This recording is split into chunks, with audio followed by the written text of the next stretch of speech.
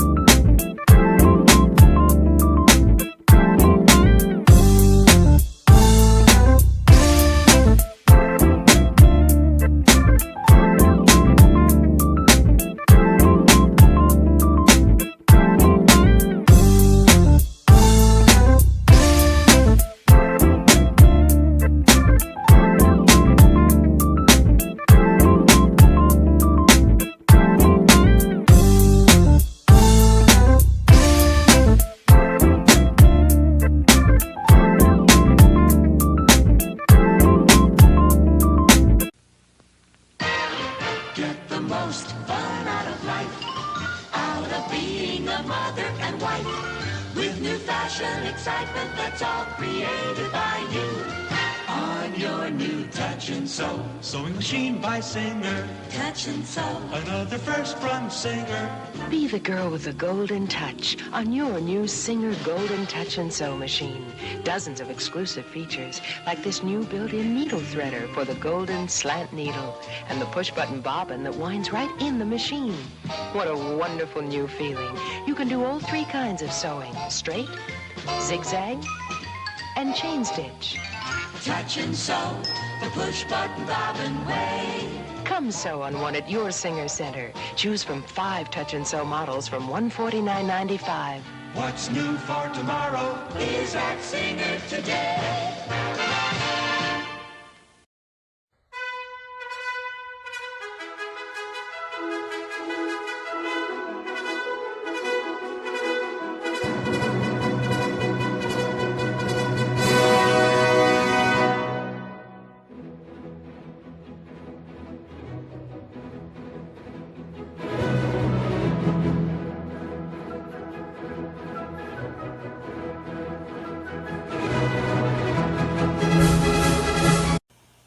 They're just touching Touchtronic memory machines.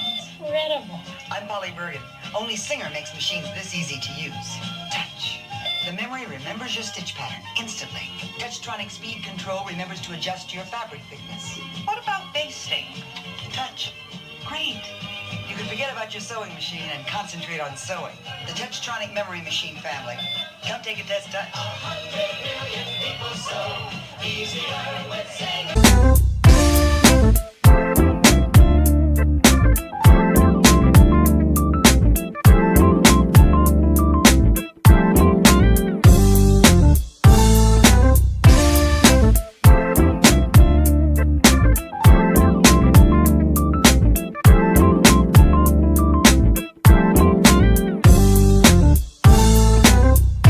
It is Monday. Welcome to the House of Sewing. I hope everyone is doing well. Welcome. My name is William, and this is my so-called life. It is hot. It is hot. But I have a sniffy feeling it's hot everywhere else. So if you're watching this in the future, I absolutely thank you. I'm going to try my hardest to not complain about the weather this evening. Lately, I've made overalls. I've made all kinds of things. This evening, I have a couple things lined up. But last night, I fell into the world of scarves and wraps. So much that I made a video about it. Trust me, these won't be on long. But I forgot how much I love making scarves in general. So I hope everyone's doing well.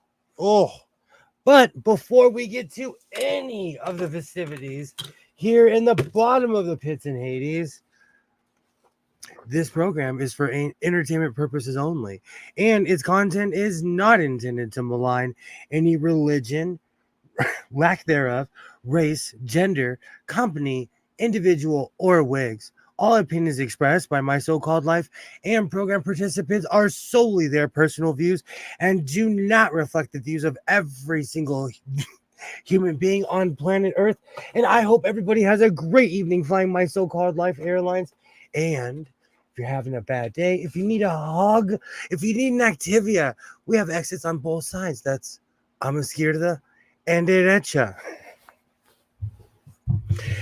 You know, I couldn't decide what I was going to make because I fall in these traps. I make a million 90s styles hoodies. I make a bunch of hammer pants.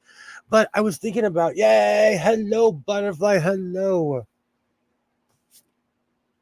It's been a long time since I've made anything with a hoodie. So I'm going to lean in that direction. I have some patterns cut, but we'll see how it goes. How are you doing, butterfly? Good evening. Good evening. Hello, hello. In a little bit, I'm going to pull my cape out. Rashawn kind of caught that in my last video. And, you know, over the years, I've been improving over my cape, and I'm proud of that. And if all of this fails, I'm just going to become a professional wrestler. I'm kidding. I'm kidding. Let me grab my table. Let me grab everything, and we'll start sewing. So hopefully my camera will hold up. I actually took Alibaba's advice and I moved one of my cameras, but I have a bad feeling. Oh, that's the good one. And of course I clicked on the wrong one. So I have the camera on kind of an action swivel. So we'll see how it goes, how long it lasts. But it's extremely hot here in Southern California. So I know why these cameras aren't holding up because I'm probably exceeding their factory limits. Perfect. Well, I shouldn't blame all cameras. It's basically that one. Oh.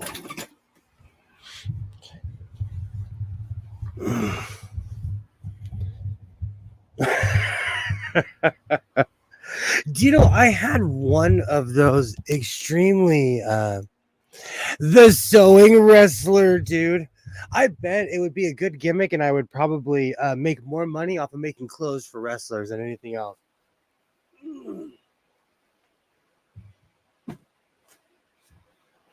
Yeah. Do you know what's funny? I went to Walmart with full intentions of staying focused and buying the things that I needed to buy. And then I remembered I needed red for a project that I'm working on right now. And I bought a red Walmart oopsie and I came home and I found one in my pile that is much more red. How's it going, Alibaba? Hello, hello. Great to see you. All right, I guess I'll turn the lights on in here. I can't see in the dark anyway.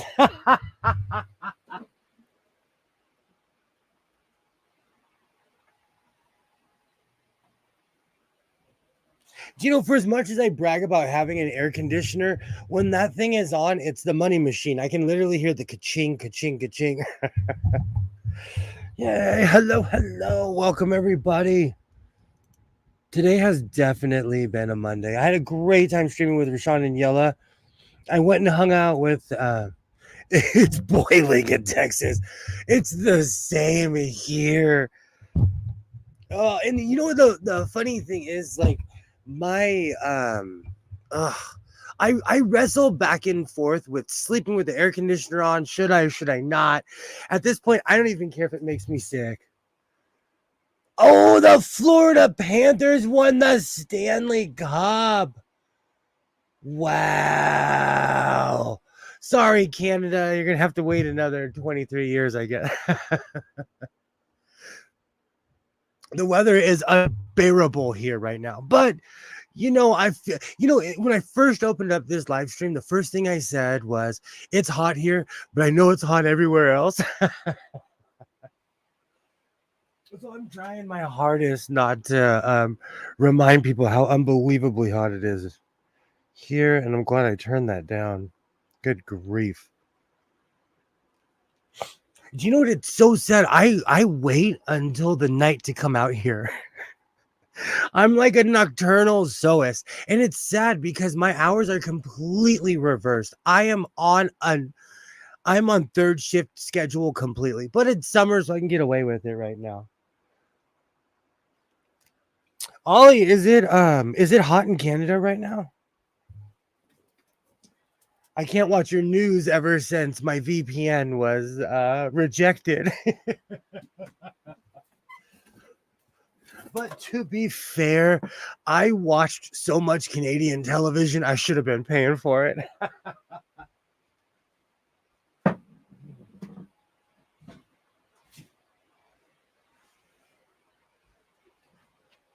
Awesome.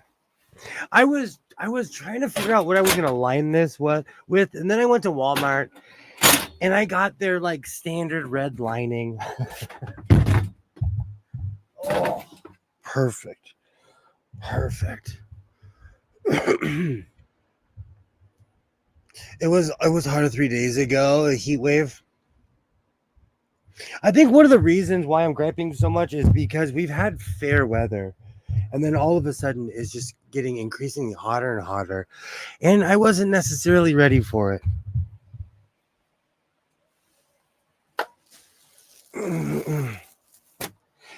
I've made the choice to make something out of my stripes.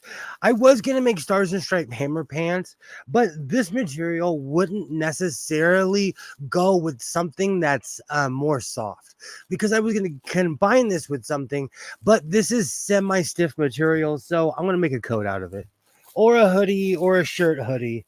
We're just gonna start sewing and see what happens, like I always say. And it's been a while. I fell in that trap of making the same thing over and over because I loved it. Because I fell in love with that 90s hoodie style.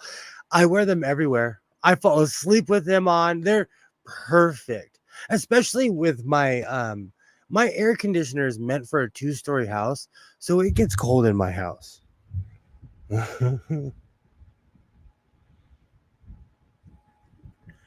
Yikes. It was 32 Celsius at night, 44 high in the day.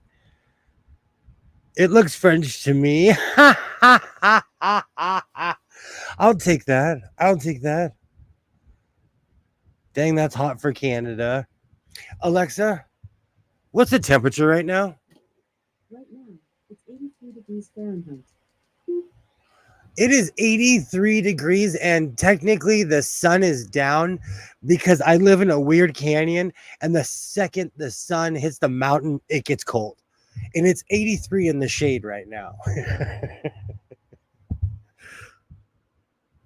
Perfect. All right. So I'm going to line this with this red material. For as much as I badmouth Walmart, they are clutch with the sewing supplies. It's sad, and their prices have gone up. When I started buying these, this is 4 yards of just standard red poly cotton material. When I first started buying these were $3, and now they're $10. But that's just the sign of the times, I guess.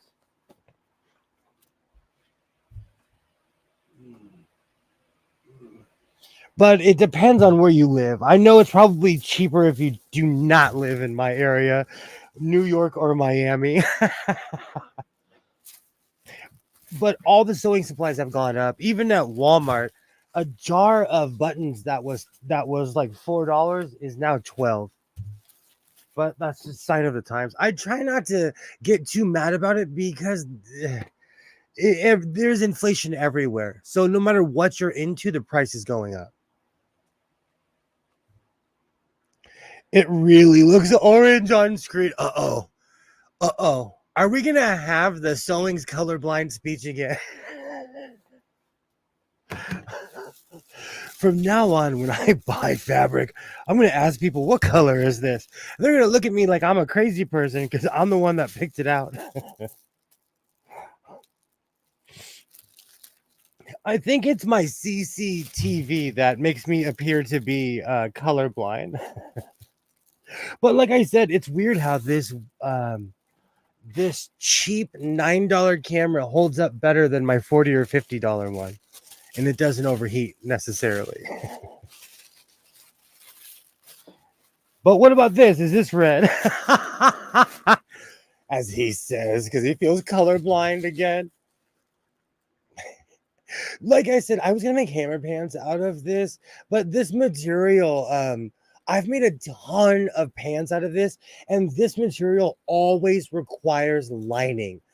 And so, I wasn't feeling too froggy with my hammer pants, but today I'm gonna jump and line everything because my serger is still MIA. I think one of these days I'm going to have a really boring serger stream where I'm going to sit down and I'm going to go serger by serger because I found my old white serger. It's over there. I can see it.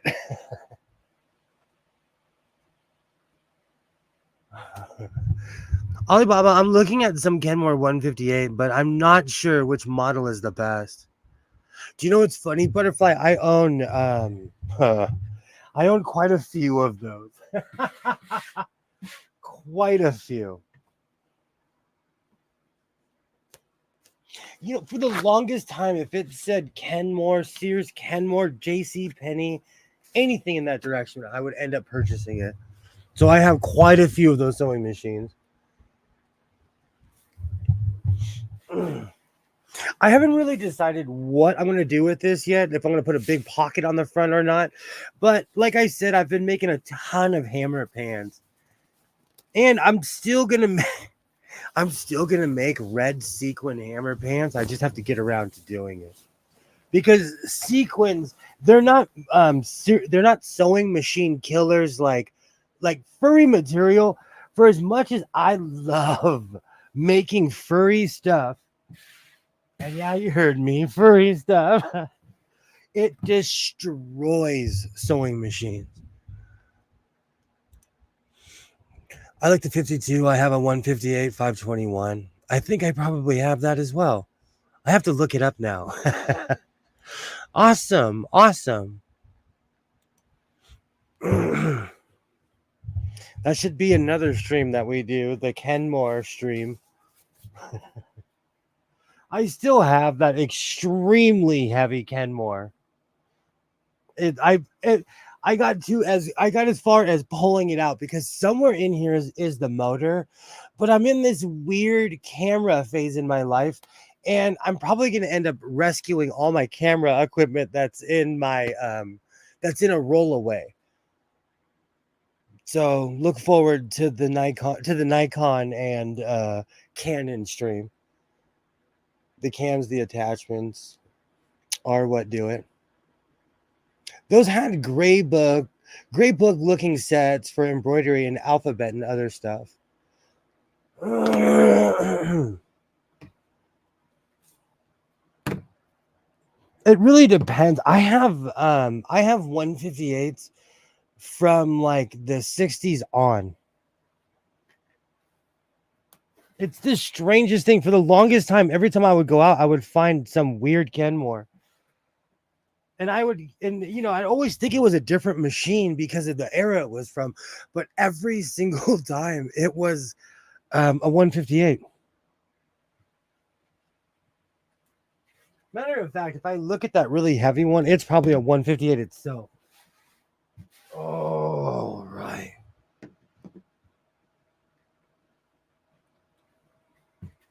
I have a really strange question. I have an extremely strange question.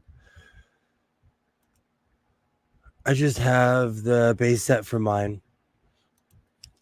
How do you let someone down nicely when you're really busy? There's somebody who I've done a bunch of work for, but they're asking me And I know this is the strangest thing to say, but they're asking me of so much stuff to do that I don't have the time.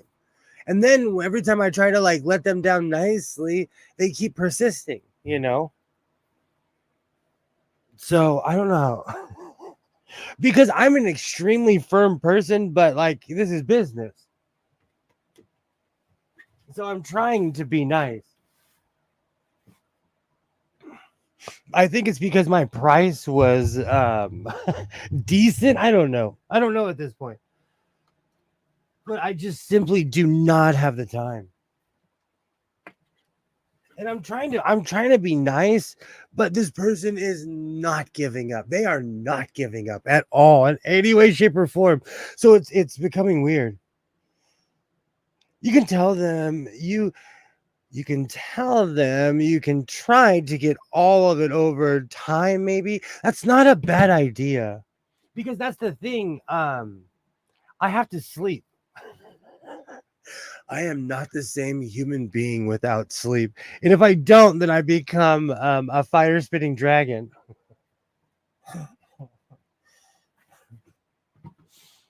And I wish there was enough time in the day to do all the things I really wanted to do, but there's not.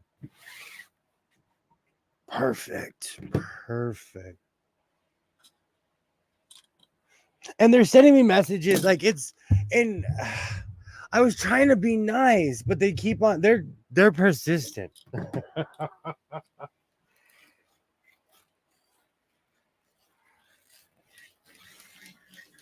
And it's becoming an issue because and they're not doing it in an abusive way or anything. It's not anything bad. It's just they're not backing off.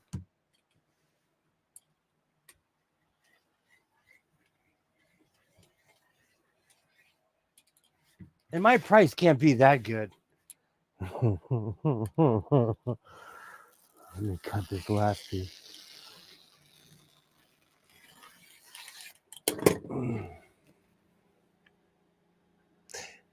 If it's time consuming and hold on, let me look on my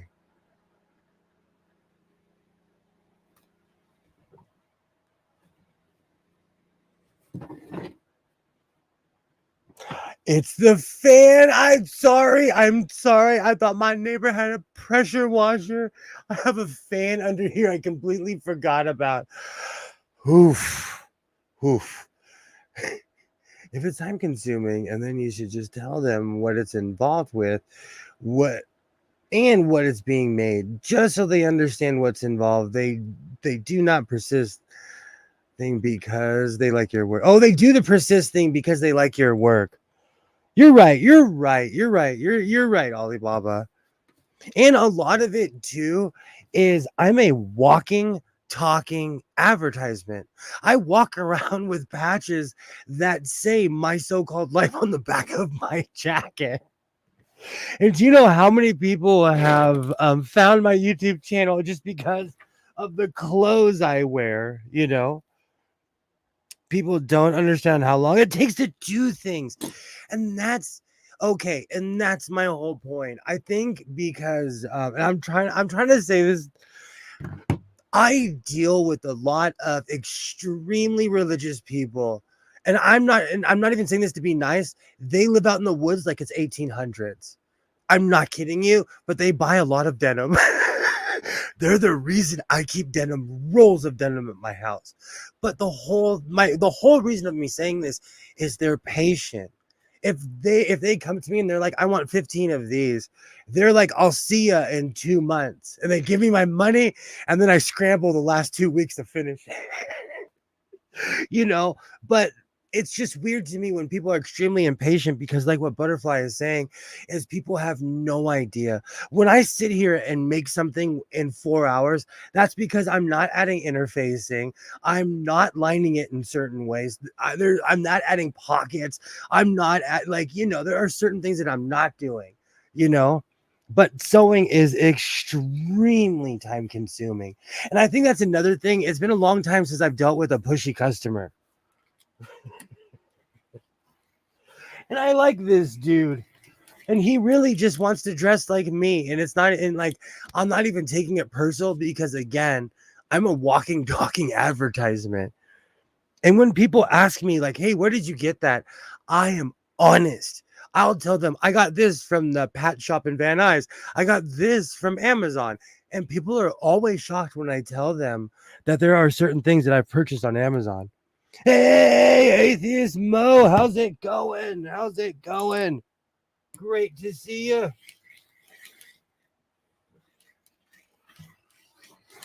Great to see you. Great to see you. I hope everything's going well, Mo. Hello, hello. Hey, Dose, how's it going? Come and knock on my door. Do you know the second you said that? The 1970s opening to Three's Company was amazing. Well, it takes even more time to do. Don't have you. Oh, when you don't have the right machines, you need more machines. Oh, yes. Yes, Alibaba. I do. I need more machines.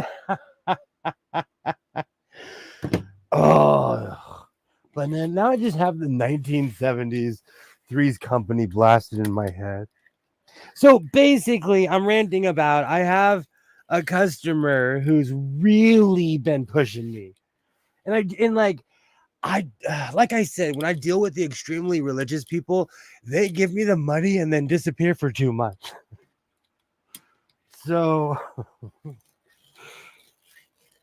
I'm kind of at the point, and I like this person, but I don't want to tell him to kick rocks. I think he's a cool guy. He's just being impatient, you know, and all of these things take time. All of these things. And the funny thing is, people look at me crazy when they kind of do not believe me when they're like, "Where did you get that patch?" And I'm like, "I got it on Amazon." Where is my box? Let me see if my patch box is somewhere here.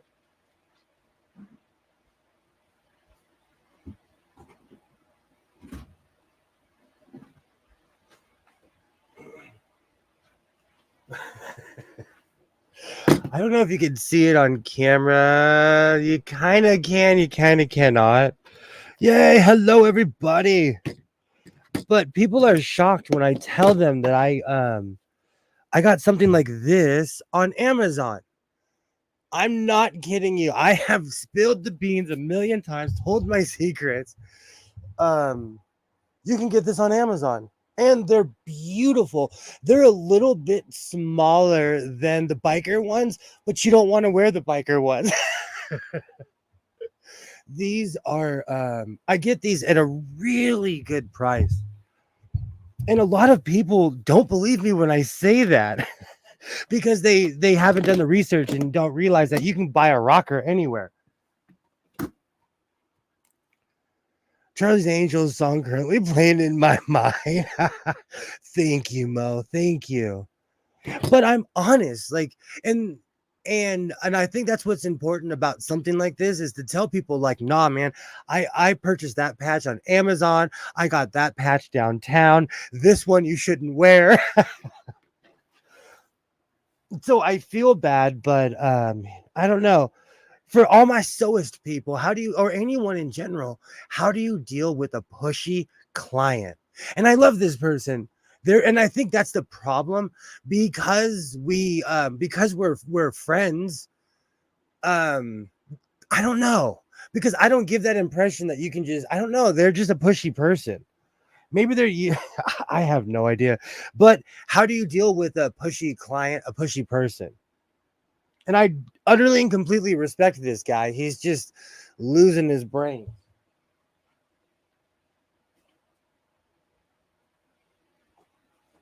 And in a weird way, it makes me kind of lose respect. I don't even want to say it because they're, I don't know. I don't know. Maybe it's, I don't know. They're just acting weird. As the Three's Company song is blaring in my head.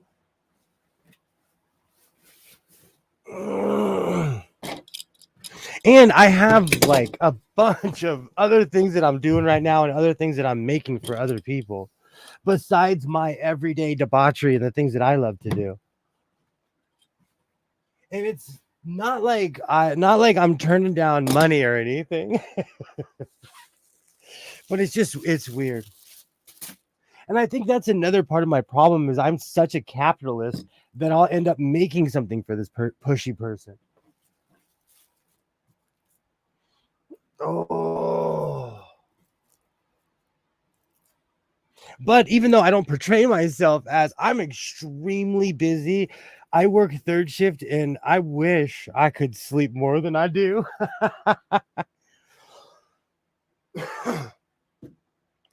It seems like they're looking forward to what you're making. You didn't say, but I bet they ride and want it for the road. It builds the whole day. It builds the whole day driving.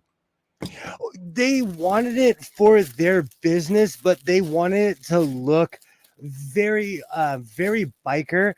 There's a band called Black Label Society, and they ride that line of like what's rocker and what's biker. And so Black Label Society fans in full garb look like bikers, but they're metalheads. And there's that weird crossover. There's that really weird crossover. And this guy is a legit hardcore metalhead. Yay! Hello, Mona. Hello. Yay! Just tell him flat out, I cannot take any more projects at this time. I think I'm gonna have to go with Butterfly's line. But I'm a capitalist. That's the problem. Well, for some, I know people who need driving gloves and the old wool handle steering wheels. Do you know what's really funny? This room is filled with gloves. Hey, Mona. Hello. Great to see you. And then I don't want to I don't know. I have a few people that I work with that are really into what's called the LA scene, and I make some good money off of that. And I don't want to meet somebody and then say, oh, I don't have time, and then find out that they have 300 clients. That's my problem. But like Butterfly said, I really do not have the time to take on any more projects. The look is key. That is why it's like that. You're right. And I definitely do stick out. So a lot of these people are attracted to me because they see me and they're like, how did you do that? And I tell them I sew. And it always starts funny conversations because I'm into a lot of bands. I'm into a lot of things. But one of the reasons I do most of this is because I love sewing. Hand sewing is what brought me here. I've been looking through a lot of my old stuff, and a lot of my original videos were just me hand sewing vests and showing what I love to do. And I always forget that not everybody's stuck in the past like I am. So sometimes it makes for great conversations. For anyone wondering what I'm doing, I haven't decided if I'm going to go full 1990s hoodie, but I've decided to go in a different direction with my stripes. I was going to make hammer pants, but this material is like a step below canvas. And I know I love working with material that is like pool furniture, but this is very shirt worthy.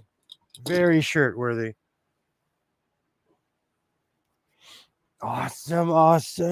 Hey, Rashawn, how's it going? Another beautiful day. Oh, there was something else I completely forgot. Oh. Okay, so now that Rashawn's here, I promised I'd pull my cape out, and that's not a euphemism. That's my old cape. Let me cut this out. I even pulled it out.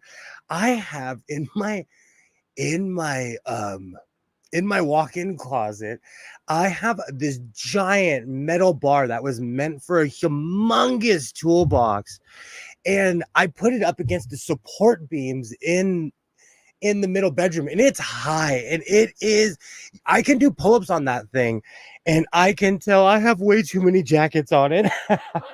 because when I took the cape off, I got this avalanche of like, every jacket from the past 3 years fell on me.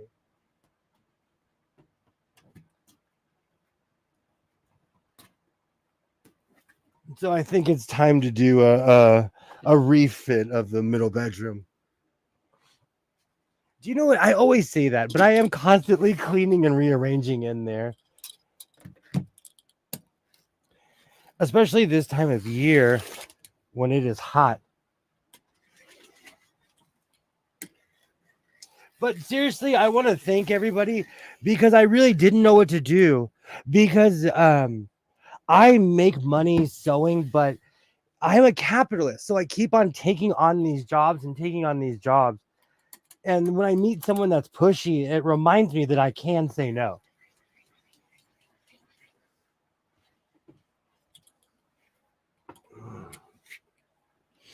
So I want to thank you, even though I completely missed on that. That's okay.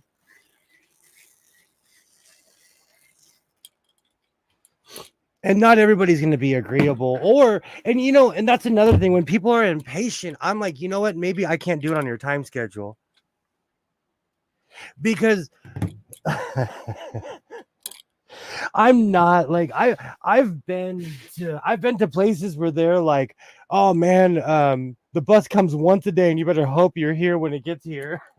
I'm not that bad, but I like to go at my own pace. Ugh. And when you rush somebody, that's when you get more and more mistakes.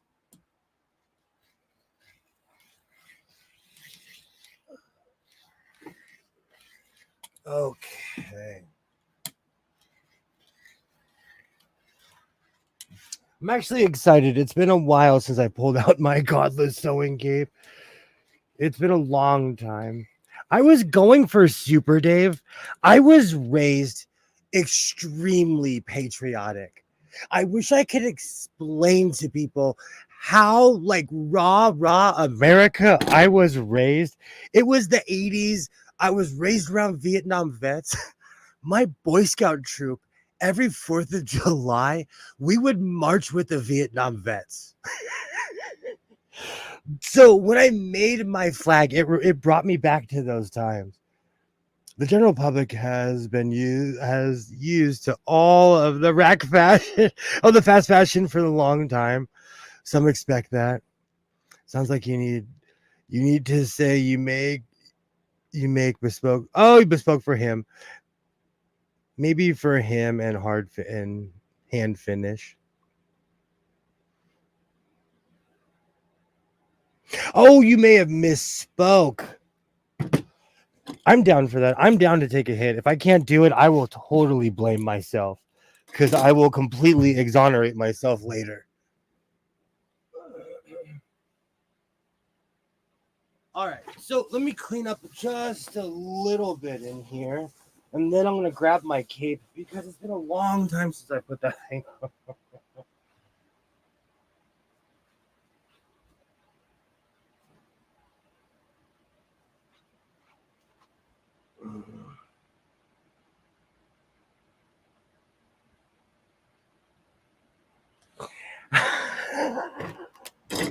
And something else. I wish more people were patriotic like it was in the 70s and the 80s. Don't forget the Hey, Greg. Hi. I'm working on my Nigerian accent. Are you the prince that everybody swears has a ton of money? No, to go back on what you were saying, butterfly. I was raised around an extremely patriotic crowd. Extremely patriotic crowd of people. But my father was also part of an organization. He was part of it's called the Lost Patrol. They were patriots. They would go to Vietnam and bring back defectors, prisoners of war, and people who basically just wandered off and didn't want to come back. They would bring them back. So that's the hardcore rah people I grew up around.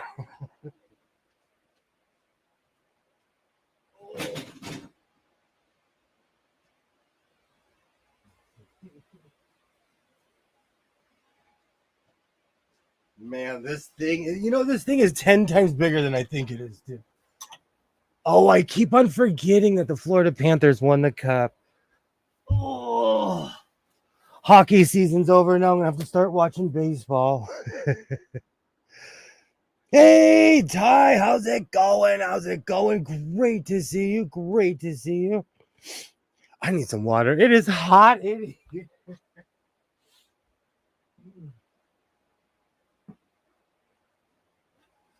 Oh, for anyone who recognizes my glass pitcher, this thing is clutch.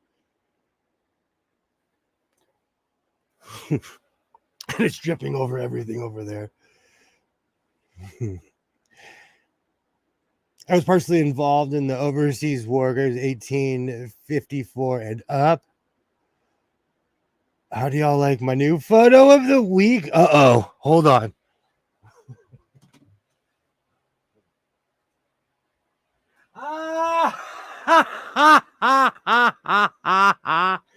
Do you know when that happened? That was like a deal in my house.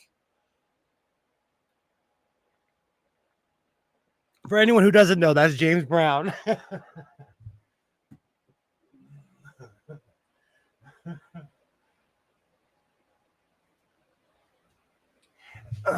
Well, I made this cape years ago, but I've been working on it for years.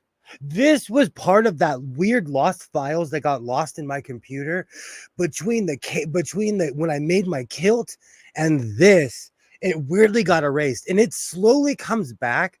But I've had the cape for a while, sewing and drinking from a pitcher.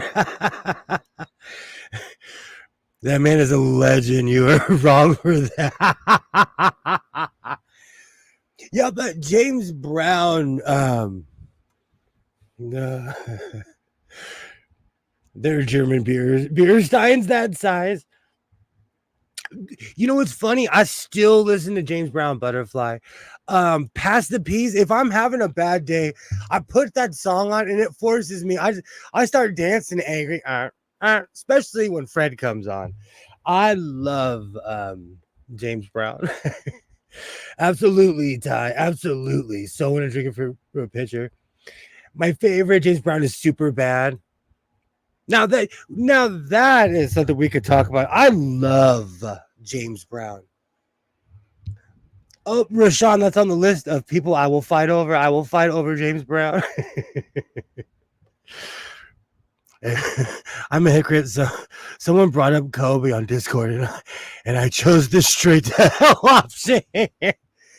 You wouldn't last 5 seconds around here if you talked about Kobe.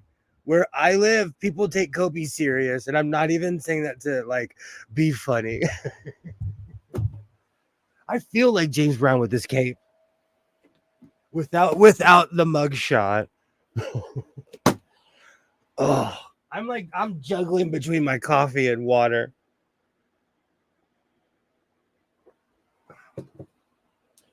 All right, so I made this a long time ago, and the lighting is not doing this justice because these are sequins on the back of here. We put this thing on. I made this for the point. I made this for skating. So one of the reasons that I can move my arms is because when you're skating, you're roller skating, But I love this thing.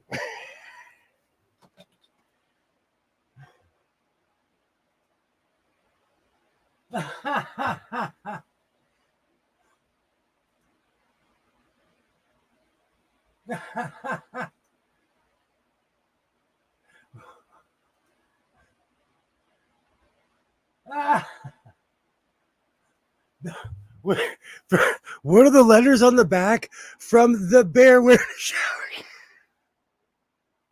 I love your new avatar as well. It's GS. And oh man, that coffee hit me. So I want to thank everybody that helped me change my name, because when I changed my name from Godless Sewing to My So-Called Life, all of a sudden everybody showed up. And I understand that Godless Sewing was extremely intimidating of a name, but I miss it. And it says GS on the back.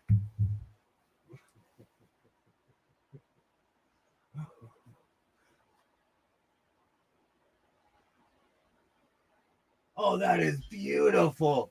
The lighting in here does not, as I'm walking on this thing is huge. The lighting in here does not do it justice.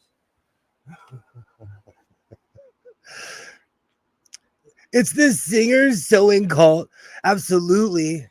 Alibaba and I have been in it since the Preozoic era. The only thing about modern life I think is worse than the fact that we can run around is that we can't run around in capes anymore. I made I made a long trench with a cape on the back because during the plague I was obsessively watching Sherlock Holmes. I agree with you, Greg. I agree. Do you know, I wish we could all walk around with capes again. I made this in the sense of you could wear something underneath this, but let's be real. One of the reasons I put sequins on the back is because to me, in a weird way, this looked like a Confederate wedding dress. And so I kind of changed it a little bit.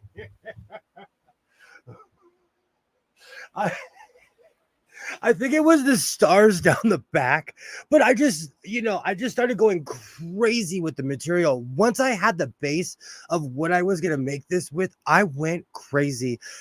And this thing's hot. And I also, this is triple lined.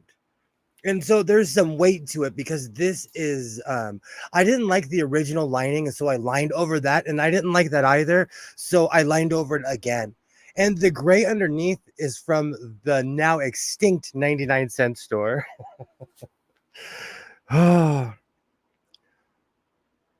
You'll always be GS to me. Oh, thank you. The name change was good for the growth of the channel. Thank you, Butterfly. Thank you.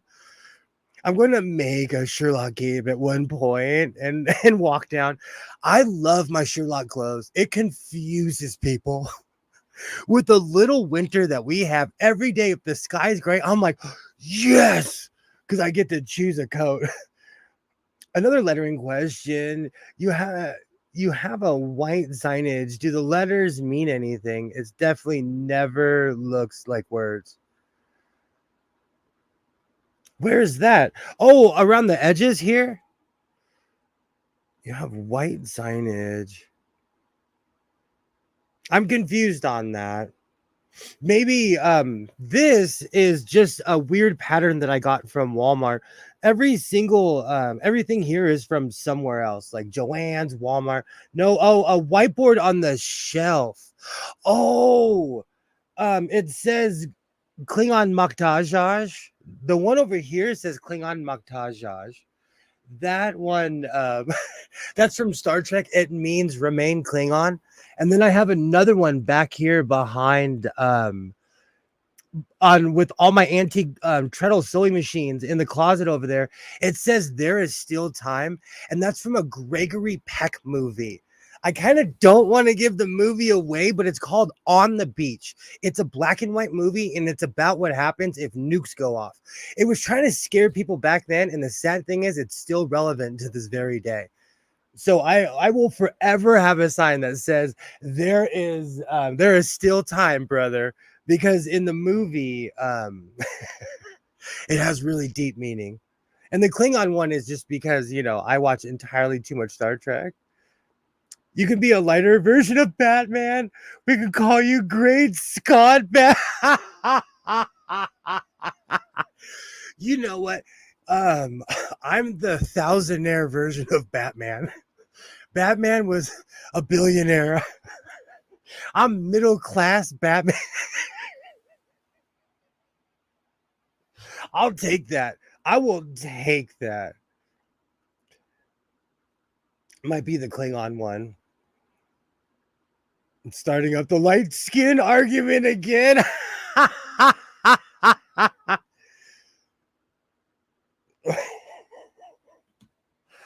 So, needless to say, I love my cape. And there's all different types. I've made a million cloaks, I've made all kinds of stuff, but this has to be my favorite.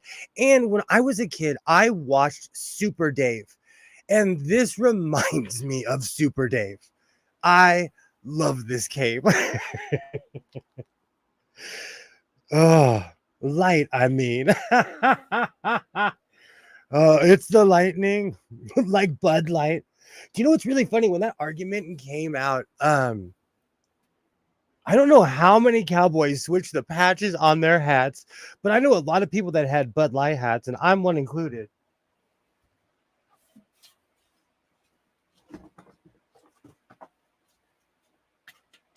Is this the one? I have to check for spiders. Is this the one that saved my life in the car accident? I can't remember. But this is one of my old writing hats. And it made me laugh because everyone's like, I can't stand Bud Light and this and that. And I'm like, every hillbilly on earth has a Bud Light something. Bud Light patch, an old Budweiser shirt. It could be like Bud Light. I loved the bizarre old episodes with Super Dave. Super Dave was my dude when I was a kid. I never drank Bud Light ever. I actually one of the toughest, angriest dudes. Country, stereotypical Fu Manchu. I don't know what you would call it. American dude drank more Bud Lights than any human being I've ever known in my entire life. I knew somebody that, like, they would sweat Bud Light. They drink so many. It could be Golden State Batman. I'm your Huckleberry is an amazing patch. Do you know in like the ranch cowboy world, that's just a warning. Like, I'm not playing with you. It's just a warning. Like, I only look funny. Oh. Oh. Okay, I was gonna put that hat back, but then I realized I didn't want to eat it live on YouTube. So we'll wait. We'll do that later. Oh, you know what? While we're here, I wonder if my overalls are still in this room. I have a pair of 7X Liberty overalls. And you ask yourself, William, why would you have 7X? Because I'm crazy and I collect denim. Let me see if it's in here. I think they're in here.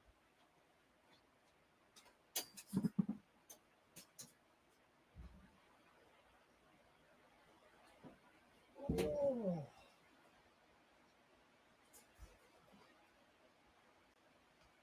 And you say 7X.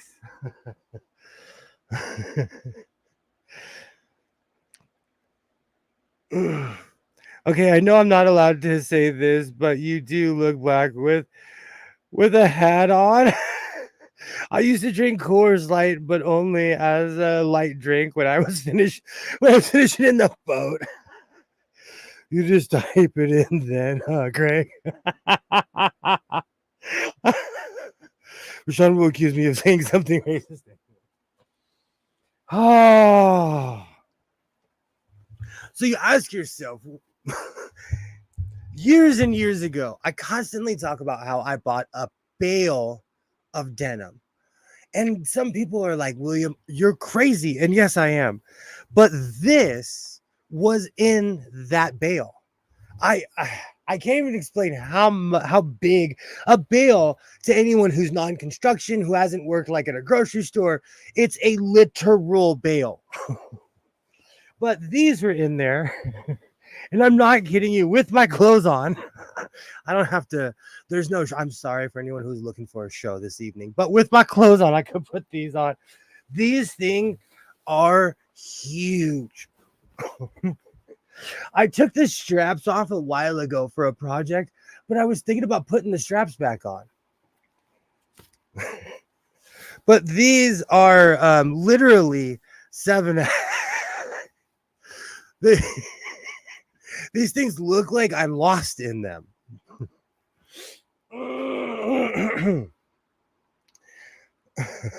No need to accuse you. Just gotta wait. You need to change your pick then. Please don't talk like that. Exactly, butterfly. Thank you. These are huge, but I'm thinking about reincorporating these into my life. They're huge. I started sewing on these a while ago when I was really into San Francisco and slow stitching, but I didn't know what to do with them. And I tried to sell these. I could not give these away. Nobody wanted my 7X Liberty overalls. So I just started sewing on them.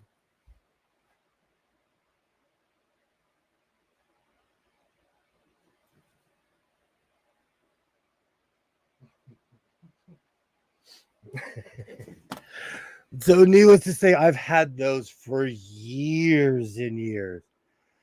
Go into a grocery store and they will follow you around if you wear that. It'll be like the Jane's Addiction video. I love that song. I love that song. It would be like the old Jane's Addiction video.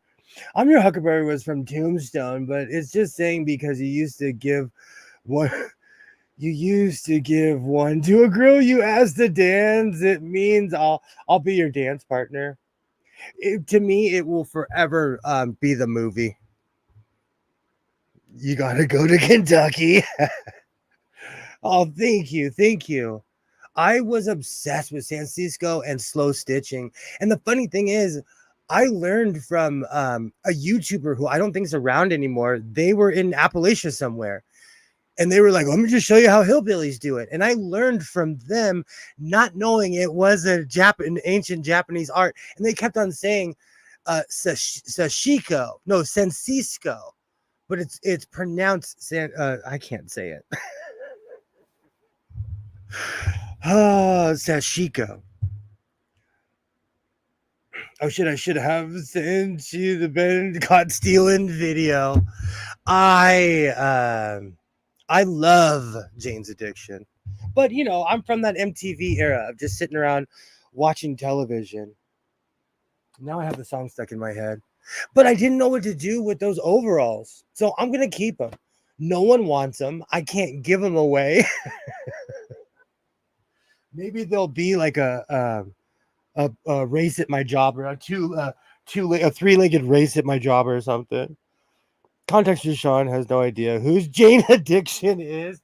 I'm sure Rashawn, I don't like saying people's age, but we all could have went to high school together.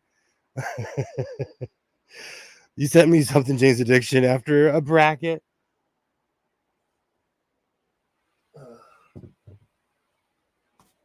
That's just one of those videos that was always on MTV back in the day, before the internet.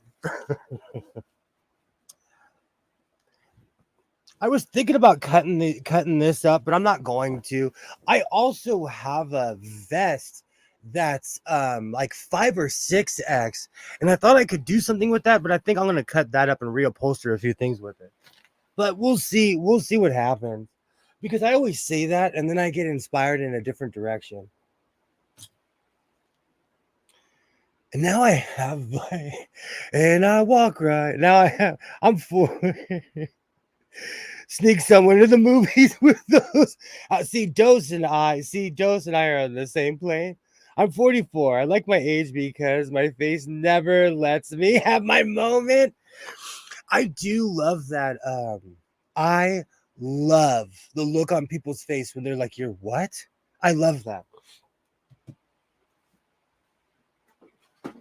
One of the MMA moms, she asked me, she's like, "So, is that your brother?" And I was like, "Who?" And she was talking about my son, and it took me a second. I was like, "Oh, you think I'm the driver?" She was all embarrassed, and I thanked her. I said, "Thank you so much for thinking I'm young. Thank you so much." Rashawn is 152 years old. Do you know what it is too? I'll tell you. I grew up around a tribe of human beings, a real like my parents, my aunts, my uncles, especially my grandmother. My I still to this day, I don't think I've ever called my mom by her name to her face. And I was in my 40s when I found out my mom's real age because I knew my dad's age because he talked about it all the time. But I had no idea that my mom was so much younger than my dad. So I come from people who just do not talk about their age. It does seem weird that all of us 80s babies look way younger than what we are. I think it's sunshine. I don't know.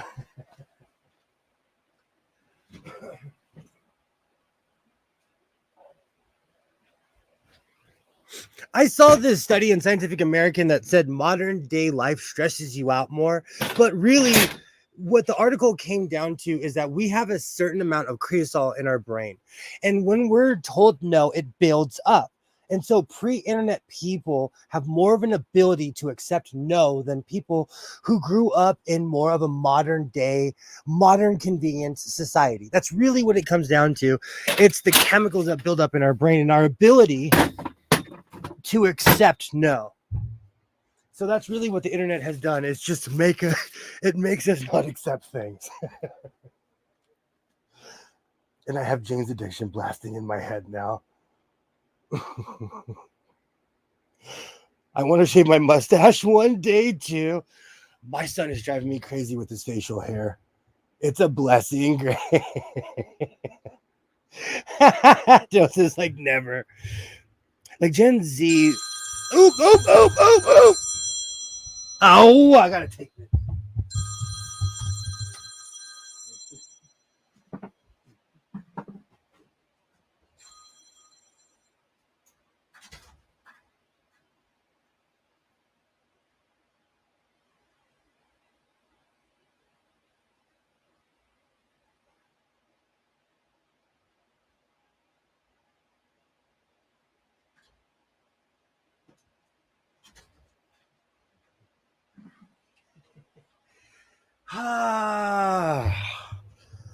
Yikes.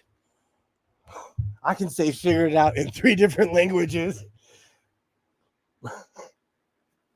No, but Dose, I only got rid of my landline in 2021 because the only people that were calling me were scammers. And my son would pick up the phone and play around with them like a lion in a cage. He'd be like, "So what do you want?" Oh, I miss the scammers. That's our parents left us alone. That is true. We were different. We were feral. Bat phone. Go to work, Bruce. Wait. You know what the funny thing is, Ty? That is my work phone.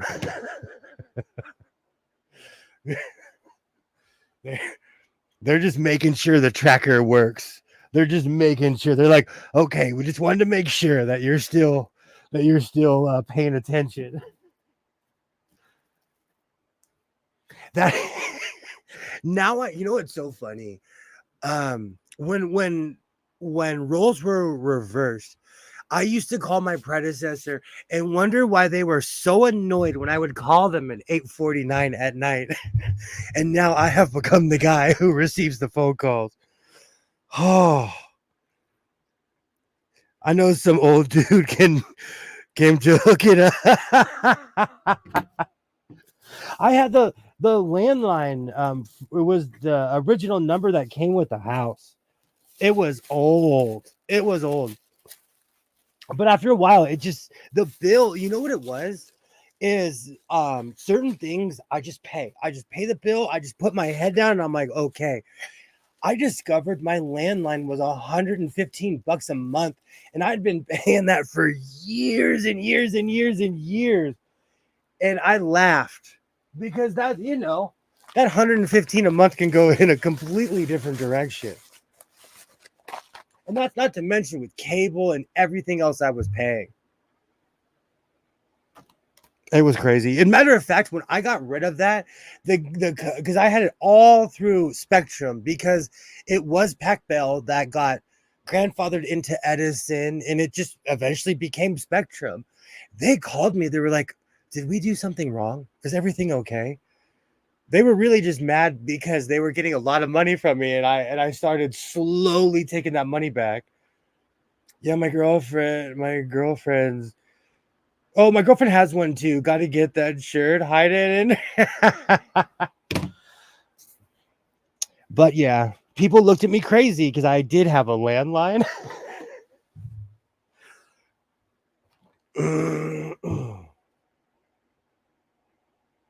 All right, so let me continue back. Now that the fashion show's over between the cape and the. I forgot about those overalls. I could hide in those things. All right, do I have enough for the arms? Nah, let's start anew. What did I do with my trash can? Oh.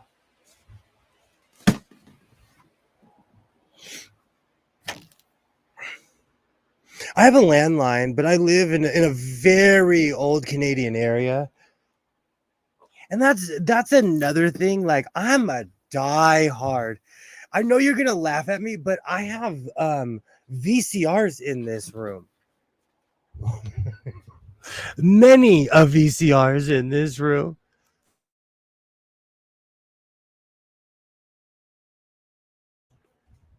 Mm. I'm keeping Jane's Addiction in here. I love that song because it's in mine, dude. I love that song. I have a landline, but okay, we read that. Yay. Yay, I still have a landline, but my phone isn't hooked up. I'll shut it off eventually. For me, it was when I realized that money could have been going somewhere else. I jumped at it. I just got rid of my landline when it broke. Do you know the funny thing is I'm so old school. I think it's because I have a weird collection of phones. I have and they're like modern, but I have a candlestick phone. I have an old school box phone, and they're modern, but I think it was just I loved my old fake antique phones. I think that's really what it was. So I kept my landline going forever because I have a really weird collection of phones. And I bought a red phone, and I'm not kidding you. I was gonna recreate the bat phone, the real one, where you pull a phone out of Beethoven's head. I think that's Beethoven in the Adam West Batman. So I have a ton of phones. You guys are making me feel better. Ty and Mona are making me feel better because people used to clown me for my landline, and I'm like, I can't be the only one. I recently got rid of that within the past couple of years. Do you have the tape that your parents hid in the other case with the label on it? No, Greg, my parents were prudes. They were like old school church going, like walk with their hands together type. If both people have modems, it does. Oh, y'all see if dial-up internet still works. Do you know what? I guarantee you, if I dug through, because I have my dad's old filing cabinet, I guarantee you, I probably have 50 of those old AOL minutes that used to come in the newspaper. You know, it'd be like first it started off with a half an hour for anyone that remembers. And then towards the end, they were like, we'll give you 15 hours on a disc. All the good old days. These kids do not know the struggle. All that made me feel old. I used to collect those. I used to collect those. Oh, I have an antique rotary alabaster phone with brass handle set. Alibaba, one day I will crawl over this mountain and pull out all my phones. Behind the flags, I have a display of sewing machines. And because they're the only things that can fit next to them, I have fake antique phones near every single sewing machine, at least on that case. I bet all y'all with the landline owns an iPhone. There's nothing wrong with that, Dose. Nothing wrong with that. My parents' reproves just means you never stumbled across the tape. I'll let you keep dealing. Oh, hey, leave my iPhone alone, Dose. We ain't popping nobody. Oh, do you know what? They didn't have time for that stuff. They had 9 kids. They were too busy. They were too busy not leaving each other alone. That was my parents' problem. Maybe they should have been watching the movies. They liked each other too much. Are you kidding me? I think about this all the time. My pops was my age right now when I was born. I love me, but no thank you. Oh, he was my age right now. And I've said it a million times how old he was when I was born, but I think about that all the time because I'm like, I don't feel that old, but like, when I was 10, he was 55 or 50 something, the difference. Oh.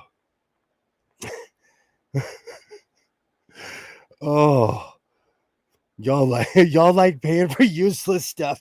Oh, this room is the room of useless stuff. I still have my Garmin.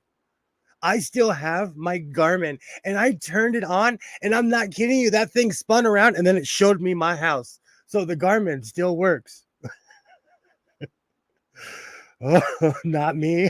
I'm on the silence for all the dudes who found out the tape, and it was their parents. I had a friend who did that. He's still in therapy.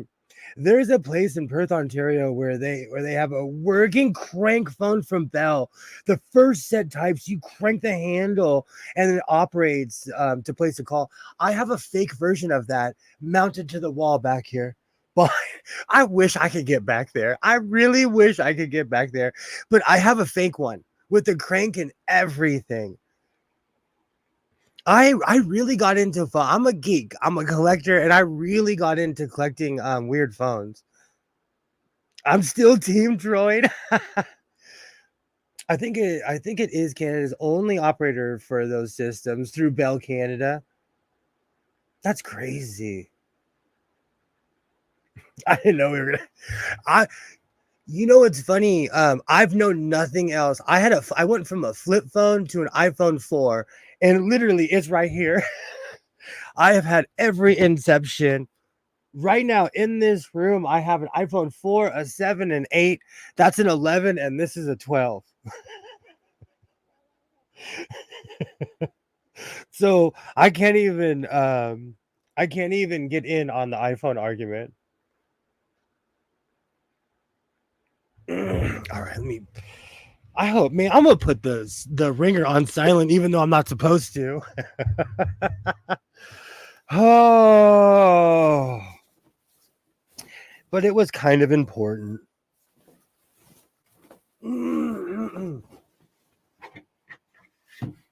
See, you guys are making me feel better. Landlines. You're making me feel better. I use my phone as a phone. The UI is all I care about. Microsoft and Google phones have trash UI. I'm Canadian, so I have BlackBerry. The AOL. Mona, are you saying the AOL sound still haunts me? Because my parents were like really into technology, we had the internet, but like it was expensive back in the day.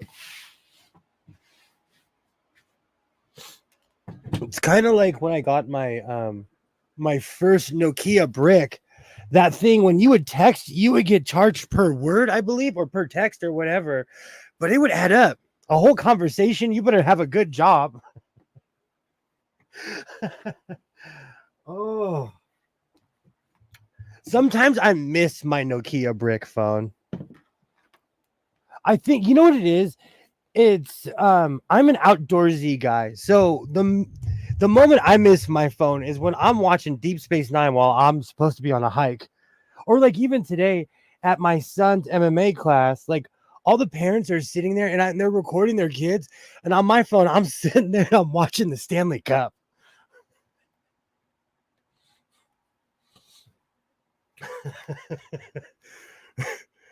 Oh, yes, the AOL sound. Oh, those were the days. I need to get my piano and sing that song.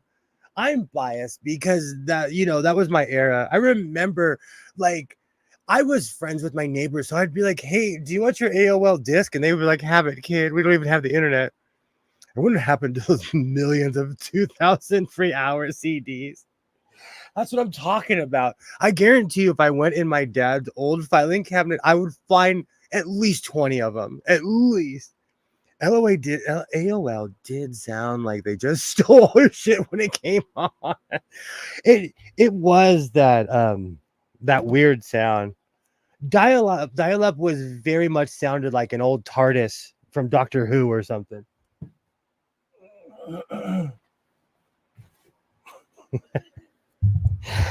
I knew I was gonna turn into Those Are the Days guy. Like, I knew that I was gonna be that guy because people were like, "Oh, I never knew I was gonna be this person. I knew I was gonna grow up and be a get off my lawn kind of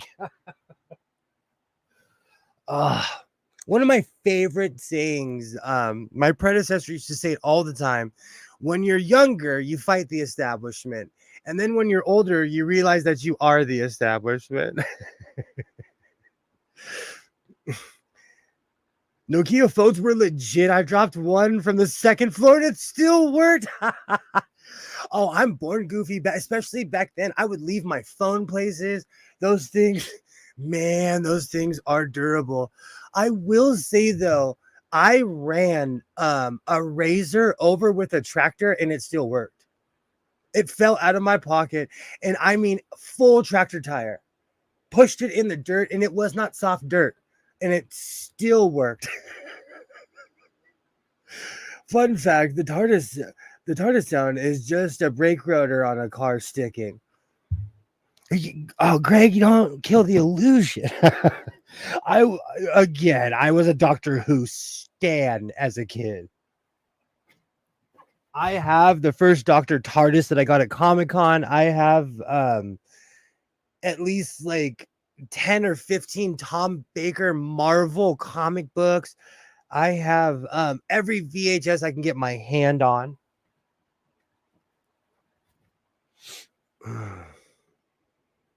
That reminds me. I need to get some VHS cleaner from Amazon because that's the only place on earth left where I could get it. All right. Perfect. I always say I don't know if I'm going to add a hood on this. We'll see how this looks, but this is definitely going to be a candy striper shirt. Oh, excuse me. Razor was solid. Thank you. Thank you. Still to this day, if you guys watch my videos, in my last video at the very end, I'm sitting on the red Kubota tractor. The tire is literally my height. When I'm sitting on that thing, you can truly see my size. I ran I ran my Razor over with that tractor a million years ago. A million years ago. When you change your brakes next time, just spin the wheel by hand. Oh, that's funny. Hey, how's it going, mister? He said hello, hello. Much respect, much respect. I'm making a shirt right now. I've been in this weird phase of throwing hoodies on everything. So we'll see what happens when I finish with this. But I'm going with a red striped shirt. My original idea was I was going to make pants out of it, but I already did. Good to see you. Good to see you. Hello, hello. Awesome. Awesome. We're, we're having, we're having the great discussion of back in the days with the AOL dial-up. A lot of the times I think we look back and our nostalgia comes from It comes from the condition because we were with people we loved, or maybe it wasn't a good time, or maybe it was, But one of the reasons I look back with such nostalgia is because it was a good time. So when I think of certain songs or certain just certain moments, it reminds me of beautiful people.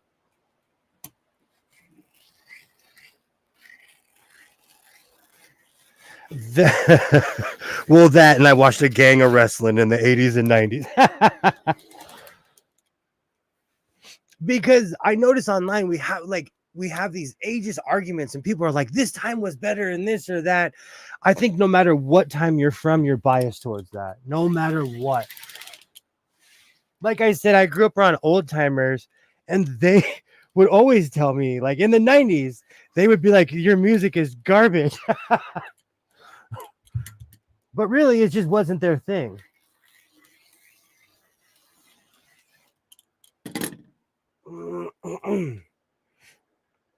We're at the weird age where we get all the internet at 15 and 16, and the only thing on it was old people using the AOL Cyber to chat. How can we not end up trolls? I wonder about that too.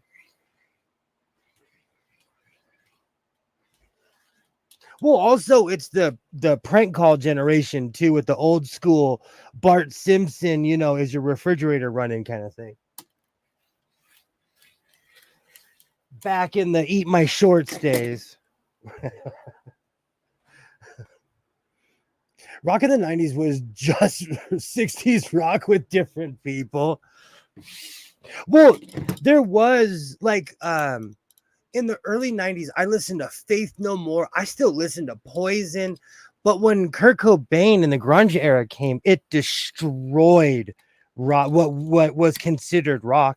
And then all of a sudden, all these grunge bands started coming out because that was the demand.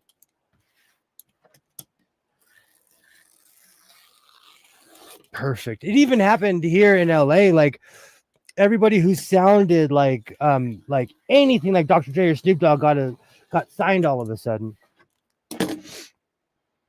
69 stopped that. We had chat rooms back then. I miss the chat room era. Man, those were some nights. Those were some crazy nights. Yeah, put them all out of business. It was wild. It was. I heard some of the most creative, racist, sexist stuff in my life. The AOL chat rooms was great. Absolutely. Back in the day, because that was our first, at least that was like our first real interaction with people, And I'm talking about like, still to this day, it makes me laugh. We kind of take it for granted that like you guys are across the country, and I'm talking to people that are literally on the other side of the country, But back in the early internet days, we always ask, where are you from? Where are you from? Because it was a trip when someone would say like Scotland or, or anywhere in Africa, it'd be like, whoa. Oh, those were crazy days. But now we're so jaded because we're so used to being able to talk to anybody from around the world instantaneously. But back then, it was a big deal. It was a big, big deal. We don't talk about the bad parts of the internet. Yahoo chats I miss, you know what, Ty? I miss those Yahoo chats. Blog Talk Radio. I miss all that. Do you still remember your Black Planets? No, but I remembered my MySpace password and I went on there and I put it in and it was like, you haven't logged in 20 years. You're old. So I have a MySpace. It's still out there. It's still active, but MySpace is weird because it's like, it's completely changed. You should go look at it. It's hard to navigate. Who else had a Black Planet account? Also, boomers believing everything they read online was a riot. Oh, people are still like that. We thought the world was going to end at night. Okay, so Mr. He said is 100% correct. I don't think people remember. I understate how much I grew up around Vietnam veterans. I was around grown men who were like legitimately scared. And I still remember asking, what's going to happen? And no one could answer. People were like, I remember on midnight, people were shook and scared. And you know what? Nothing happened. So Y2K, was it real? Yes, Rashawn, MySpace still exists to this very day. They went back to music.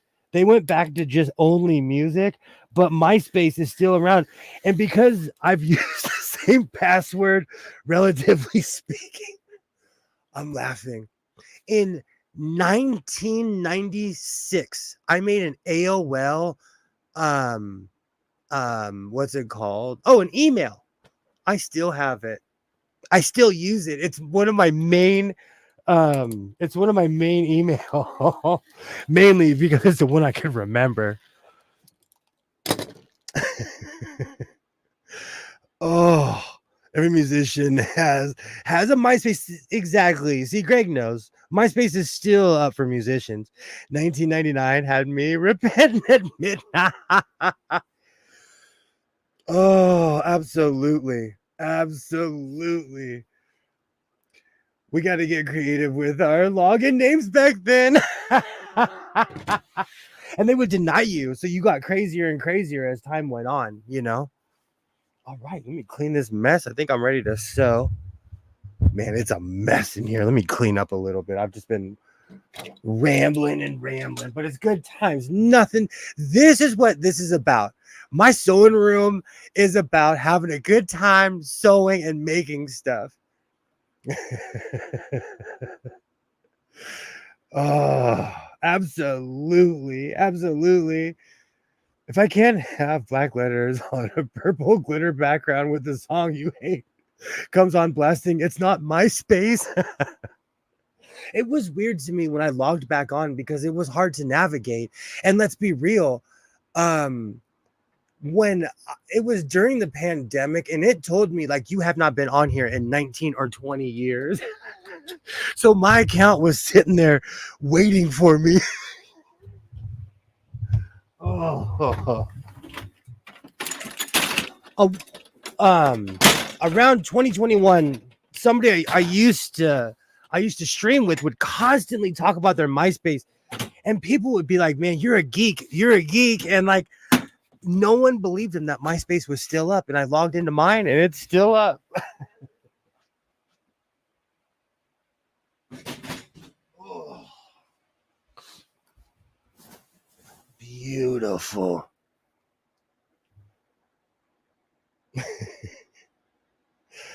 Dang, I want to look up my old sites, but scared for real. Do you know what for me the trip is? Mentally, relatively speaking, I'm still the same size.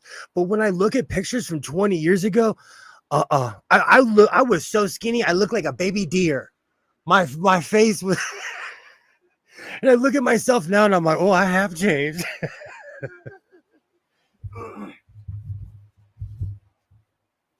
I really do not go on Facebook at all anymore because the last election ruined it for me. I had a really good collection of old friends, people I hadn't seen in a while, but it just got weird. So I haven't gone on Facebook in a very long time. And I won't be going back on until after the election either. And I mean like summer of 2025 is when I'll go back on Facebook. Not banned. I'm not kidding you, Ty. Man, and I look back and I was like, wow, I really did look like that. But you don't think, you relatively speaking to me, I look exactly the same, but you don't. You get older, you gain weight, you lose weight, it happens. I probably smoked 30,000 blunts since the last time I logged into MySpace. I would never remember my name there. C Dose. This is why I have, relatively speaking, used the same password with a million variations, but it's always within guessing range. Oh.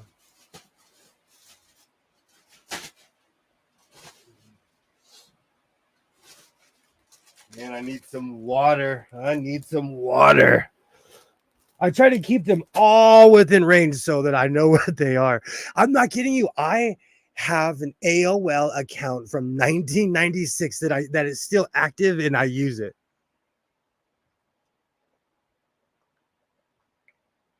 And I made that account at the LA at the Richard Riordan Library in downtown LA.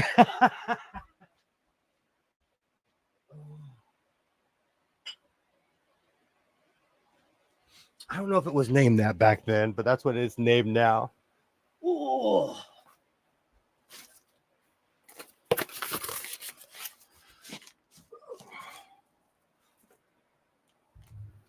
Beautiful. People take politics way too personally. It's weird. Normal people caring about politics is new. People used to zone out when it was mentioned. I agree. And it's also people I've known my entire life. Like there is someone that I've known. I dated her. We're still friends on Facebook. She says the craziest stuff, and it really makes me wonder what happened to her. Like, I don't know. Sometimes people will put something in their life in place of something else. So I wonder what she's overcompensating for. It's weird. That's why I don't go on Facebook. It's the politics are just out of control. I want to go back to seeing crazy, especially I liked Facebook because I got to see my family from across the country. I have family in Chicago, South Carolina, Savannah, Georgia. So I got to see them, you know. I don't care about the drama. Oh, excuse me. I only remember my first name that was used. Oh, Ty, I would pay money. I would pay money to know what your name was. I was always a nerd. Same people who used to roll their eyes at me for talking about politics now care enough to end friendships. Thank you. Thank you. And that's another thing. When I hear people say certain things, like Sexy Red said in an interview that like a certain president gave her all this money when it was Congress. I'm not kidding you. I turned off the TV that day. I was like, I can't take this. This is bad for my blood pressure. And I live in LA. So when someone famous says something, it ends up on the news. So I'm not kidding you. Sexy Red was on my local news. And that's just a snippet of it. Like LA news is crazy. Facebook and Twitter are the worst places on the internet. It trips me out that people end relationships over politics, but I have had worse relationships ending recently. So, hey, same, Rashawn, same. But do you know what it is? Is people replace who they. It's weird because being online, you give away a lot of who you are, and you got to pick and choose your battles. And you know, like we have a saying here on the West Coast, remember your worth. Remember what you're worth. That way you won't give it away.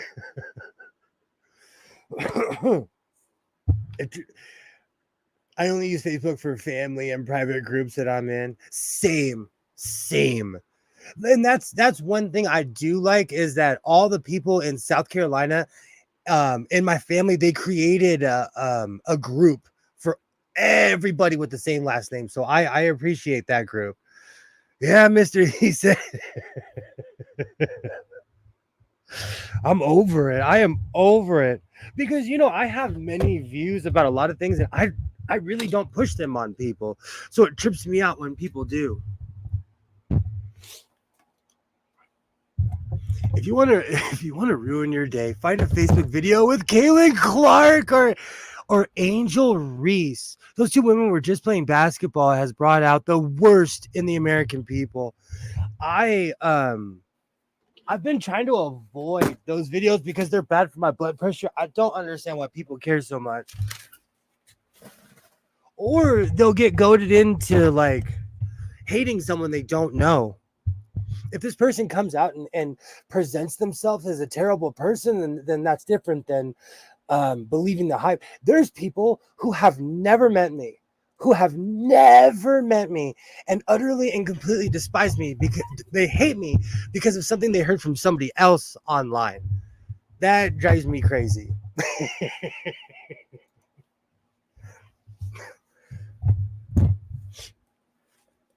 But you know, though, I watch a ton of sports. I love American track and field, and they're going crazy for Sha'Carri Richardson. People are going crazy, and really, um, 2 days ago, she broke a world record, and no one said a word. She literally broke a world record, and people were like, she's going to the Olympics," as she broke a world record for, I think it was the women's 100 or something. Yay! Have a great night, Butterfly. Thank you so much for stopping by. Hopefully, I'll be done with my shirt by Wednesday.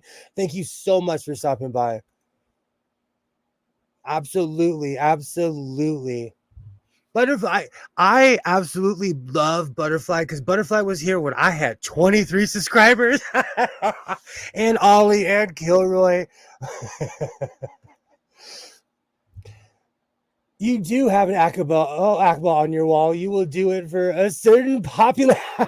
That will do it for a certain population. But it's different where I live, though. See, it's different. I'm sure somewhere where people live, they have an utter and complete good standing with the authority. It's just different here. It's just different. At least where I live. Yay, have a great night, Butterfly. Have a great one. Have a great night. Don't worry, I'm a legit redneck. I'm not gonna pretend like my people love the where I live. It's just different. We don't we're the tradition.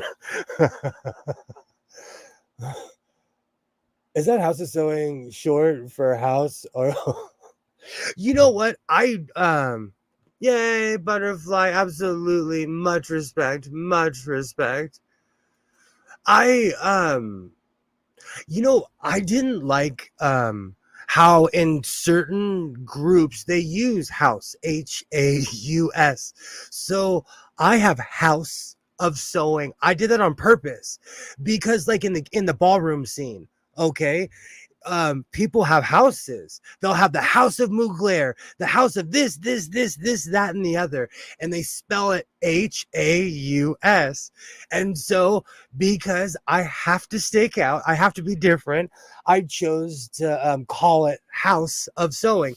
And also, let's be real, I watch a lot of Star Trek. So when I think House of, I think of Klingons, the House of Moog, the House of Martok. We need to change the abbreviation. So, I wanted to distinguish myself from the ballroom scene, from the Kiki scene. I wanted to be different. And so I created the House of Sewing. And trust me, it gets a reaction, especially when I walk around Hollywood or downtown. People are like, I see you. I see you. That is pronounced Haas. And I don't join groups that speak German. It was weird to me. Call it an abundance of caution. It was something that I chose to do because there, especially where I'm from, there's a house of everything. So you got to stick out in order to show up. But I like it because it creates conversations, and I've actually met a couple of people that would be considered famous because they were so intrigued of why I spelt it that way. Oh, that's still good. And we can file this under 999 of, I thought this was a patch and it's plastic. See, there's the master racist. I actually grew up around German people. My neighbors were German, and so much my friends that I called them Oma and Opa. And they were both great people. Oh man, that's gonna be a mess. You're gonna be a problem. I can already tell. Where's the patch box? Oh.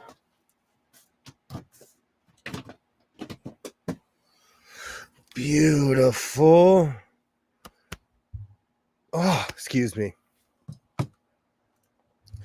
I got HOS. It's in different area codes.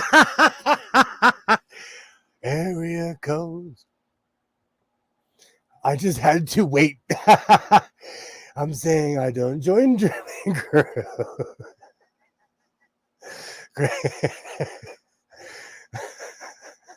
Nice try, Dr. Umar. Oh no. Are we gonna bring up Dr. Umar again? That man, I don't, you know what's really funny? When my son gets huffy after watching stuff, I tell my son, why do you let strangers affect you? I watch a Dr. Umar video and I'm in here in the mirror like, what did he say? But I let strangers affect me. Just English and jive. Laughing my ass off. HOS. Oh, wow, Julian Assange just got out. What? After all that drama. Could you imagine if you worked in a consulate and Julian Assange was just like, I'm not leaving. I used to always think about that. Imagine if you worked there and there was some guy who's like, I'm not going anywhere until they drag me out of here. All right. So keep your fingers crossed. We're going to go with my sewing action cam. We'll see if I can, we'll see how this goes. Oh, this is going to be funny. And yes, that is my, oh, here, we'll put it over here. Okay, this is all a work in progress. So if I give anyone vertigo, I apologize. I'm trying to do this orderly.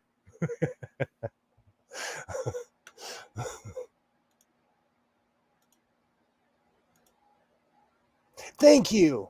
Umar stays yelling from the mob closet. Thank you. Thank you. He said something one day. I can't even repeat what he said about the ancestors. I have to switch my camera now. I have lineage from Savannah, Georgia, and Clinton, South Carolina. So when you talk about the ancestors, you're gonna hurt my feelings. And one time, Dr. Umar said something that had me in here. I was doing the Ultimate Warrior in my own garage. Oh, I was so mad. See, that happened in Germany. They got all worked up by a stranger, and next thing they were building camp. Oh. He's making sure it looks bigger next time he pulls it out. This is a really weird mount, but I wanted to get, Alibaba was talking about the money shot, and to sew us, don't get excited, Greg. To sew us, the money shot is that right here. That's the money shot. But I have to figure it out because I have a ton of stuff in my desk. So let me figure this out. I almost put my my phone on a table that is no longer there. But I'm trying to, be a professional YouTuber here. So I'm trying to get my sewing cam going. But I have a feeling, I don't know if it's going to shake the table too much. Oops. I don't know if it's going to shake the table too much either. I know what the money. There's the money shot. Thank you, Alibaba. Thank you. I'm working at it though, because I have it on this. This mount is actually made for Nikon cameras. It's actually a really fancy mount, so we'll see. It can hold up, but the camera actually is not overheating yet. You guys are not going to gaslight this. All right, let me switch back. I'm going to set up a little bit, because what's going to happen though is that camera is kind of in the way because it's on a mount. So I have to figure out a better way to have it there. It's called that because it's the dude. It's the dude don't finish. If the dude doesn't finish, you can't sell the video. You know exactly what you're doing. Oh man. A boom mount. Do you know what's really funny? I have all kinds of crazy equipment in here. Let's see if this thing still works. Oh, it does. Does that mean my microphone still works?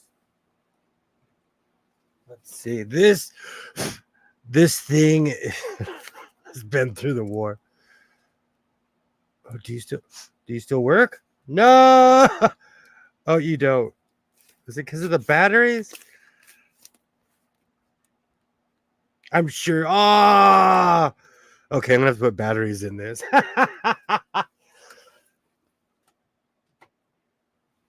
I forgot that thing was there. Hey, Bree, how's it going? How's it going? GoPro? I do. I have a ton of professional equipment in here. I just need to step it up and use it. I'm here for the ASMR, that is the ramblings of a madman with a sewing machine. You are in the right place. You are in the right place. You know, on my Rumble channel, I made a video of the curious case of godless sewing, and it's Mary Shelley in The Shining, and she's swinging an axe. Great video. Great video. All right. So now that we have the argument over the money shot, we plug in this sewing machine. I'm still shocked that I haven't started an electrical fire with all of my sewing machine cords under here. I don't know how I'm going to do this without spilling coffee. Beautiful. Wow, the old devices still work. Absolutely. The monitor behind me is this monitor is at least 15 years old. This Roku, everyone's like, oh, that's a big Roku. That's like 10, 15 years old. It just still takes updates. There's a ton of my Nikon camera. I have a ton of antiquated technology in this room. That is the dark joke in Cali. All right. So I got everything ready. I think. Let me switch my angle. I have everything folded and ready to go. We'll start with the arms. Yeah, I forgot. I don't have I didn't serge anything, so we're really gonna get sewing. Recently, my serger and I have not been talking. The serger's on strike, and I let it go. And like most relationships, it's not the serger, it's me. It's me. I keep on doing something to my sergers to the point where the same thing happens over and over. And I don't know who needs to hear this. In any relationship, if the same thing starts happening over and over, it's you. All right. I'm going to have to move this back just a little bit. Perfect. I keep on doing something to my serger to the point where it's only sewing 3 threads. And I thought it was the first machine. But when it happens to you on 3 machines, it's you. It's you.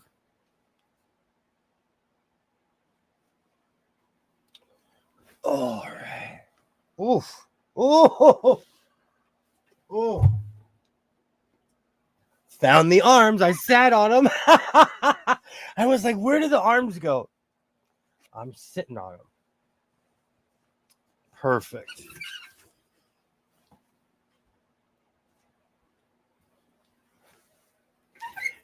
And everybody remember to talk softly because Bree is trying to go to sleep. Remember, everybody be nice and quiet. I'm going to start tagging ASMR in my videos. I have to thank you. I started making ASMR videos, and all of a sudden, a bunch of people started watching my channel. Okay, perfect. So I'm gonna go single stitch because I'm not a complete crazy person.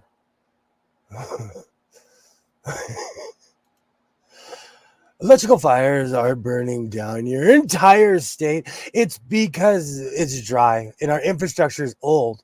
And they don't. It's ironic that a Cali native uses as much electricity as you do. I get shamed by the power company, and it's even worse with water. It's even worse back. There were neighbors snitching on each other, and I'm still mad at someone who doesn't live around here anymore because they snitched on me because of my fountain. They called the city, and the city came to my house, and I'll never forget. The guy was like, "We need to look in your backyard." I was like, "Well, you're not going to, so think of something else." I need to move that back a little bit more. I was like, "So think of something else, because you're sure not going to."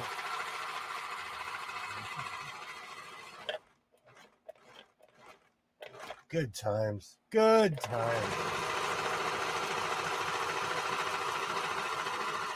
And then I got snitched on for watering my grass too much.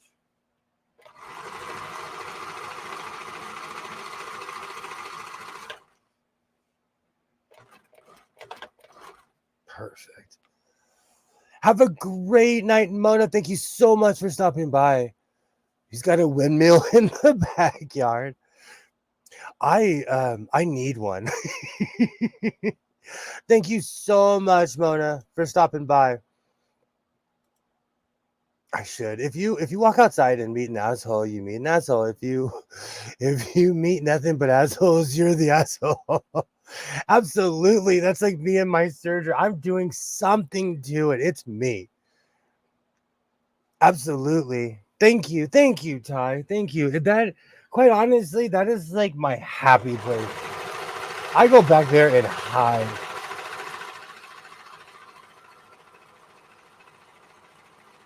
And this year, I've really let everything become overgrown. So it's like my secret garden back there now.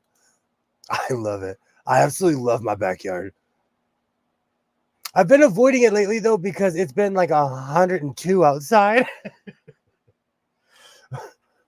LA is such a funny place. On the news, if it says, "Oh, it's going to be 96 in LA today," that means it's going to be at least 5 degrees hotter by my house.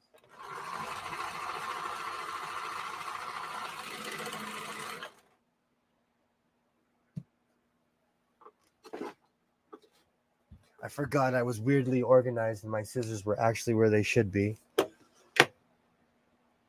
Beautiful. The one good thing about having a well is endless free water. Everything else about it is bad. I want to take a picture of the tank at my job, Greg, and I'll show it to you. My secret garden back there sounds like a movie with a money shot. My secret, isn't that a Johnny Depp movie? Isn't that a Johnny? Am I wrong? My secret garden. Am I wrong? It reminds me of a Johnny Depp movie. It's a book, but I believe it was also a Johnny Depp movie. I could be wrong though. Because I'm a geek and like I read the book.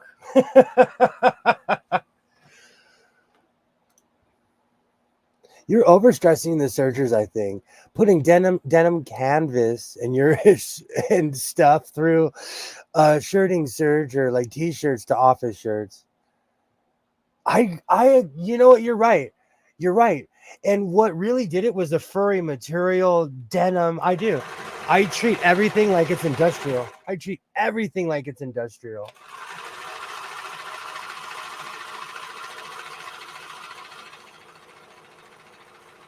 Like this is probably the extent, like this material is probably the extent of what I should be doing with the serger, but I'm not because I'm treating it like like we're in the factory, you know, making 1,000 or something.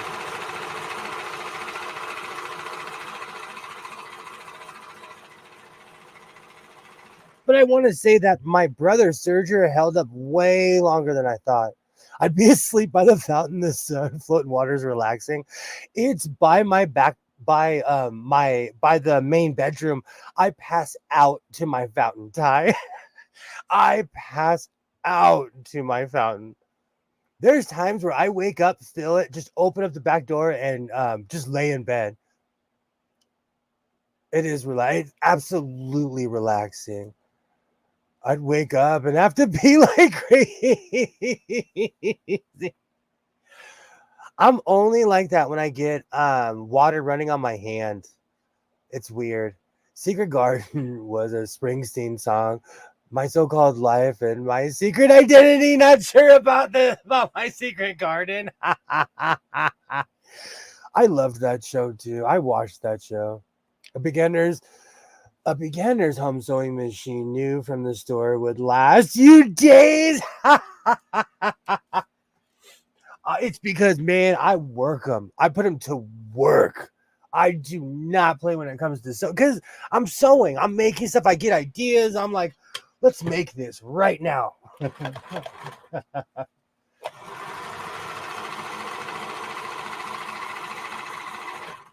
I'm still impressed that I destroyed a Husqvarna Viking. And every time I tell someone that, they're like, you're the first person I've ever known to do that.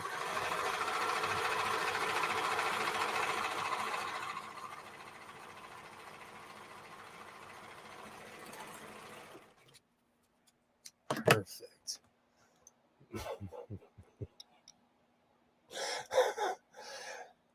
Having a dream about using the bathroom has got to be the worst nightmare.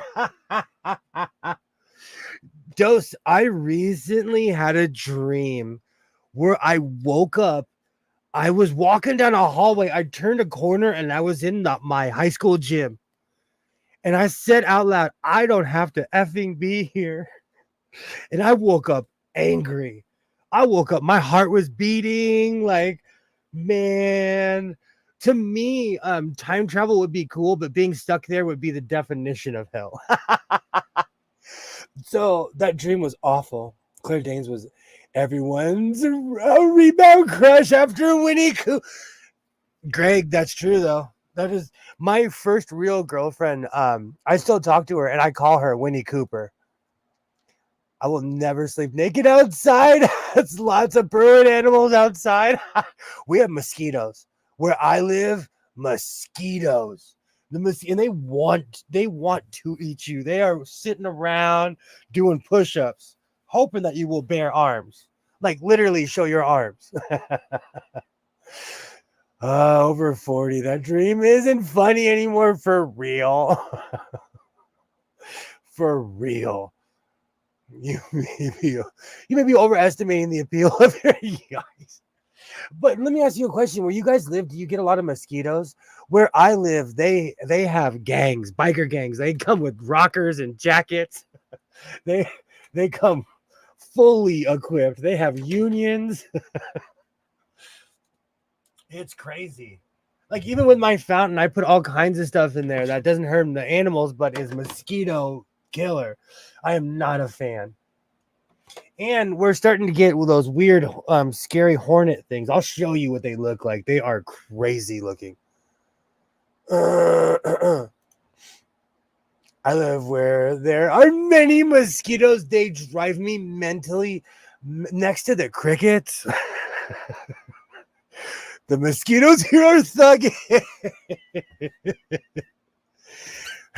And then you know what the funny thing is? I've traveled. I went to Savannah, Georgia. Let me tell you, the mosquitoes knew I wasn't from there. The mosquitoes were like, "Oh, he's not from here. He is not from here." Oh. I still smoke cigarettes, so I get maybe 3 bites a year. Do you know what's really funny? I was talking about this with somebody. Actually, I was talking about this the other day. No one smokes anymore like they used to. I don't even know what chat I was in because I watched the most random stuff online. If you're ever watching something really rando and you see my so-called life, it's me. I'm subscribed to everybody. I watch everything. I'm into woodworking. I watch nursing videos. I've never taken a class in my life. I like the new sewing angle. I have to figure it out more Alibaba because it's on a tripod. But I had to take it off of where it was because I think you were right. It was overheating because it was in between all of those monitors. So I think it was really, really messing with the integrity of the camera. I think the heat was really destroying it. So I need to find a more permanent place. I was thinking about mounting it to the TV here, but then I'd have to push the sewing machine back more. But we'll see. I'm gonna have all right. So I had to move the camera for this one because these pieces are a little bit more large. Perfect. All right, let's see if we can get back to the sewing. The sewing money shot. Keep your minds out of the gutter. Do you know these angles are so poorly labeled that I can never distinguish between either one of them? Here we go. That's why I don't pay for any streaming services or cable. YouTube and Discord are free and are as entertaining as you make them. Do you know what's really funny? I pay for a ton of stuff and I obsessively watch YouTube.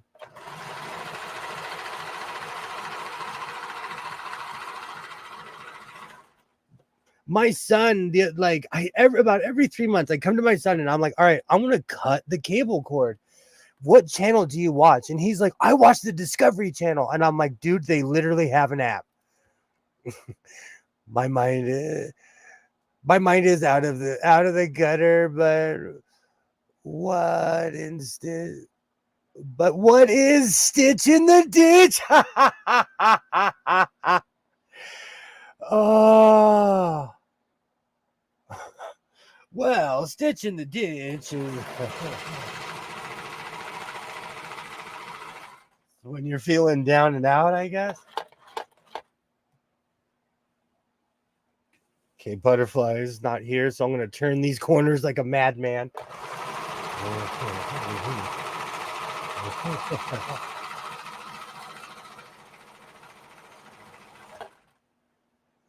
Okay.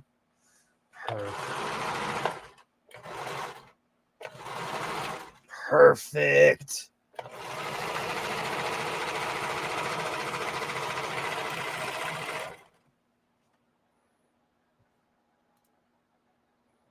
Interesting, man. Acting is legendary.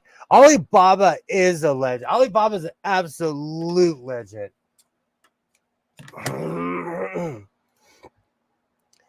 You also live in the boondocks. Also, Greg, you got to be creative to entertain yourself. That is true. That is true. I live in a city setting, so if I'm bored, I can go walk outside and talk to people. Even though I do miss the midnight world, it does not exist anymore.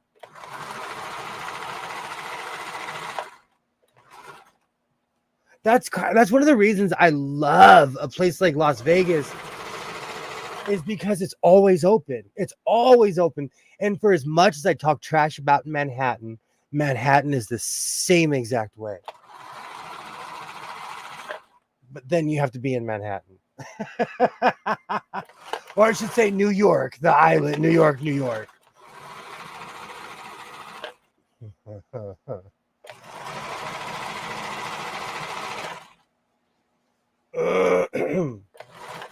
Ah, my camera died. Ah, all right, let me switch. Why are you such a cheap camera? Why? It did overheat. It's hot in here. It is hot in here. Greg's best friend is a scarecrow. If you can't entertain yourself making dick jokes with a sewing streamer, you just aren't trying. I'm so mad. Let me switch to my other camera. That is terrible.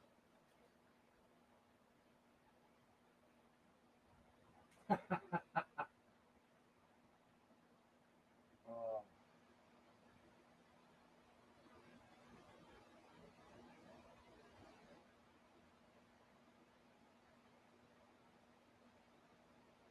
Oh, shout out to my PC for being clutch. That is.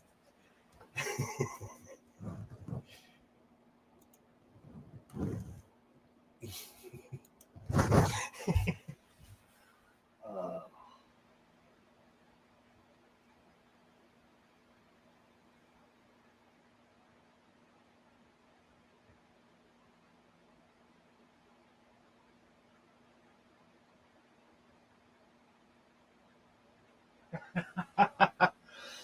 oh, that's awful. That is awful. Let me switch that angle just a little bit.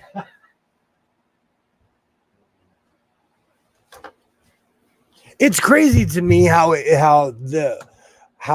my whiz bang computer. I'm not even trying to computer shame or flex.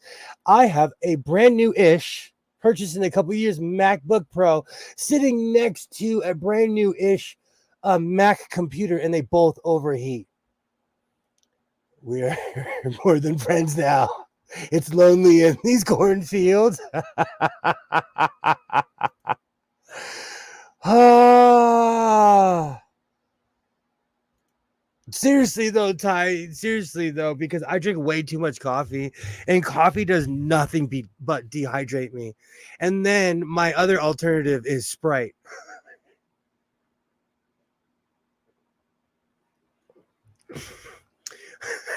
I have this weird thing when I go out. I have this weird thing in my head thinking that Sprite is lighter. I don't know what it is. So I drink Pepsi all day long, but I'll drink Sprite, Mountain Dew, whatever, Sierra Mist. I don't care. But it is just as dehydrating as coffee. I have no idea why my computer can't hang. You can't drink your own urine these times in an emergency, Greg. I do not live out in the country like you do. I could literally do a hop, skip, and a jump to a grocery store, or I could go up the street to the gas station. Let him sweat. He's from Cali. He has great weather. No one feels sorry for the guy that has good weather. No one. Coffee. Yep. Yeah, I need water. You're right. You're right. You're right. Where is my water? Oh. And the funny thing is, like during the summer, I really do not come in here during the day because it gets unreal hot, and I have air conditioning in my house. I have no sympathy for you, guy. Please, besides our summers, it is habitually 70 degrees here. And people hate it when I say that, but it's true. It is, relatively speaking, always 70 degrees in Southern California. Let me mute myself real quick.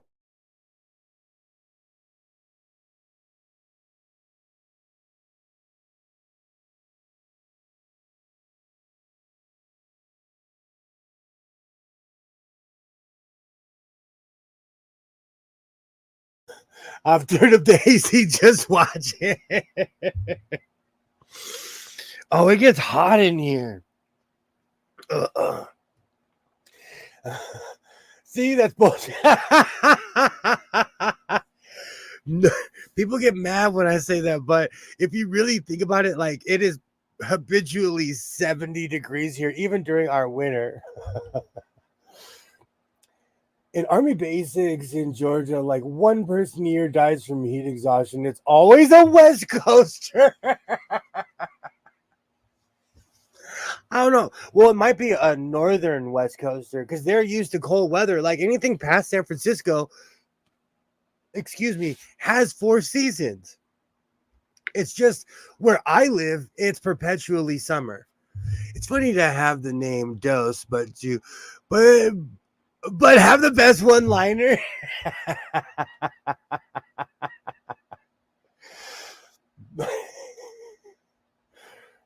Look up Hawaii's weather. Cali is like hell on earth compared. But that's why people move there, though. That's one of the weird cliche sayings. I consider it actually really arrogant. But you'll be like, "Oh, it's a beautiful day today," and then someone will say, "Yeah, this is the weather. Why this is the reason why people move here," and a lot of people say that. And I've always thought that was weirdly arrogant. Maybe I'm sensitive, but it's a Californian thing where people will say, "Yeah, that's why people move here." Northern Southern LA has no humidity. No, no, no. And you'll know that when I go somewhere and I'm just sweating. I told you I went to Texas one time in February. I drove from my hometown to Brownsville, Texas, and it was humid in February in Texas. I could not hang. All right, I'm gonna take a I you know what? I'll take a civilized smoke break. Where's my pipe? Where's my slippers? I can take a civilized smoke break. The humidity by Lake Michigan will make you think about that beachfront property in Haiti. And that's why I asked about the mosquitoes, because I've been from Santa Monica to Savannah, Georgia. We avoided Texas that time, but then on the way home, we went through all the northern states. It's humid everywhere. Oh, hey, anywhere is beautiful if you have the right attitude. That's why when people are talking trash about like Rwanda and other places, go look at what they look like right now. I'm not talking about 25 years ago or some movie you saw. Go see what they look like right now. Hawaii has a volcano with permanent snow on it. There's all master of zones on that island chain. I had a really yuppie friend that I grew up with. We weren't necessarily frenemies, but like I never knew. Anyways, he moved to Hawaii and he always had that pretentious, like, oh, look how better I am than everybody else. And when all those volcanoes hit, the lava, wherever the path was, it destroyed his house, and he had to come back and live with his parents in his 40s. Desert to stream and jungle too. Yeah.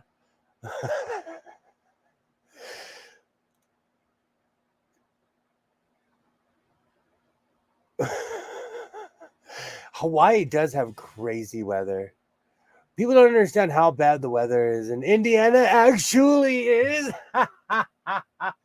You know why? It's because people, I think it's weird when I hear certain stereotypes about California, when people do not realize that we live the same way just as everybody else, just as somebody in New York or Michigan or Oklahoma. It's just we constantly talk about the differences, but like we're pretty much the same.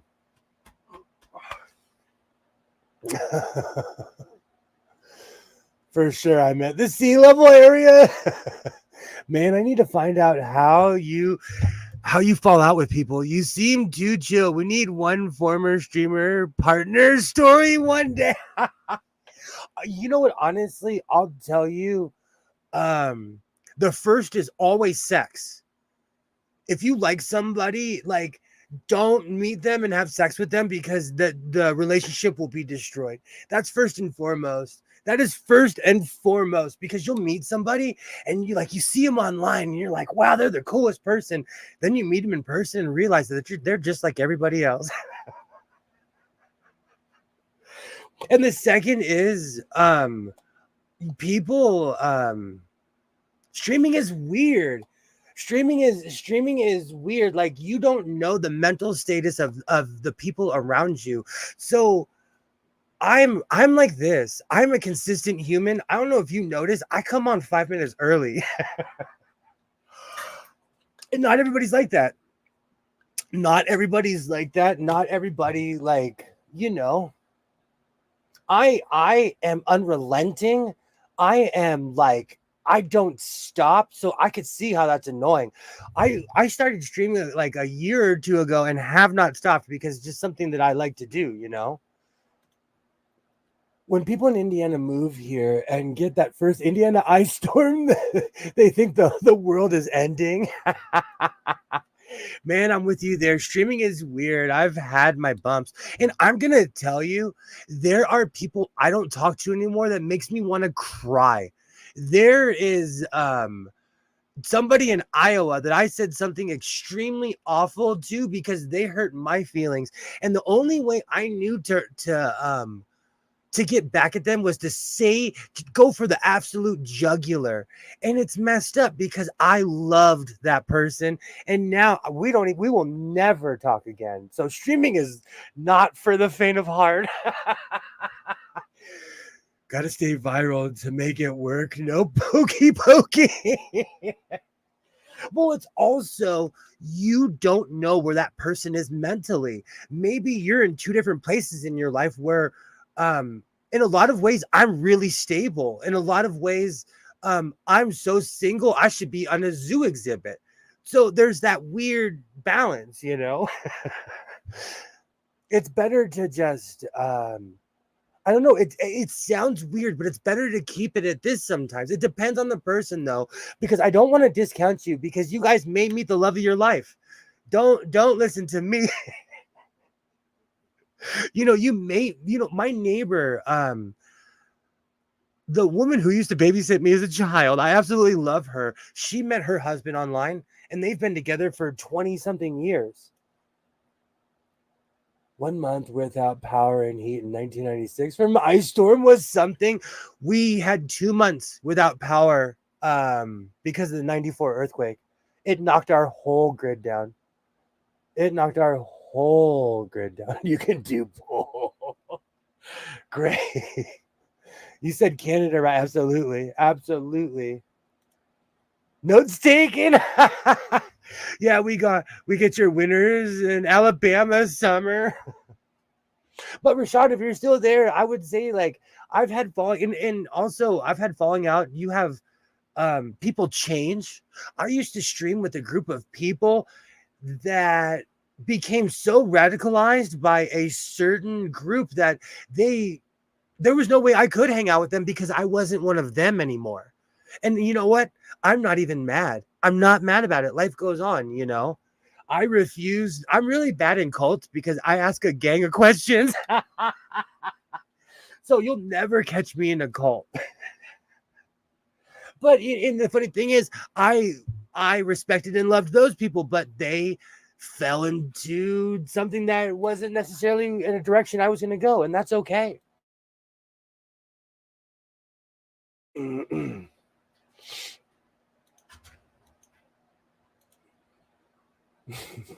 Oh yeah, LA also had no natural gas too.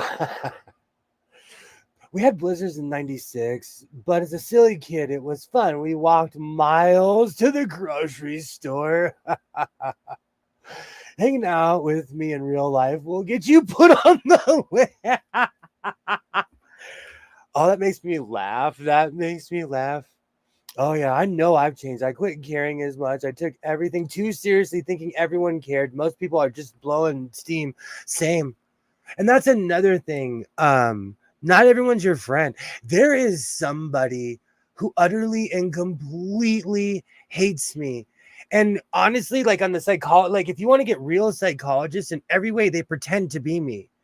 And so it just digs into them and absolutely chews them. And I will, if anyone DMs me, I will show you the person. They've had hate streams about me. And I literally am just sitting here sewing, minding my own business. I don't see a point to it too. And there's been a lot of people that have tried to start beefs with me on the internet. I'm not kidding you. The first person who tried to fight me on the internet, I haven't told this story in a while. I typed in with 2 fingers, I do not fight people on the internet. And that has been my policy. I'm tactile. In real life, if something crazy is going to happen, then it's going to happen. But like, I'm not going to fight someone online. An ice storm is way worse than a blizzard. You can't even walk to your car. I've only experienced not a doppelganger hater, but in a real way, like I'm everything they pretend to be. And let me tell you, it is not that shiny. I just make it look shiny, but I just don't see a point in fighting people online. I'm sure the Nigerians put us on the list today. I used to, man, that makes me miss my landline. I used to go in. They would call and people would be like, "What part?" I'd be like, "What part of Nigeria are you from?" They'd be like, "I'm not from Nigeria. What part are you from?" Then we'd get into a fight and they'd tell me. No doubt. I do not. I do not get the internet street fighters. And I'm so proud of myself because there was a few times I almost took the bait. But like ever since the first person who tried to get crazy with me on Twitter for real, and this was someone I would stream with, and this person was a bit of a loser and their life was utter and completely falling apart. But I told them, I do not fight people on the internet. That's insane. Because if you really think about it, like one of the reasons I started this channel was to hang out. What am I going to look like fighting people I don't even know? I will fight anyone online if it's funny. Oh.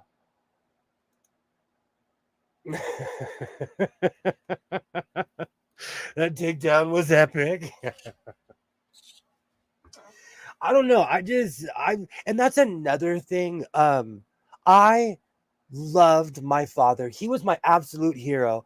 But towards the end of his life, he would sit in front of his computer and watch Angry Man. And he would watch all these people. And I mean, Angry Man when he was in his car. It's funny now when I see how much he's graduated, but YouTube will do that. But like, my pops would watch all these hate channels and all these people. And from even before I got online, I was like, what are these people doing? What is the point of this? And I never saw a point to it. If you're getting paid, I am no one to talk about you. But if you're not getting paid and you have all these hate videos, it's weird to me. Recently, on one of my computers, I was typing in critically drinking, and a channel called Critical Drinker popped up, and he hates the new Doctor Who. I've subscribed to him because it's weird to me. I look at it like a human case study of why people are so angry about something they don't like. There's all kinds of things online I don't like. I just stop watching them.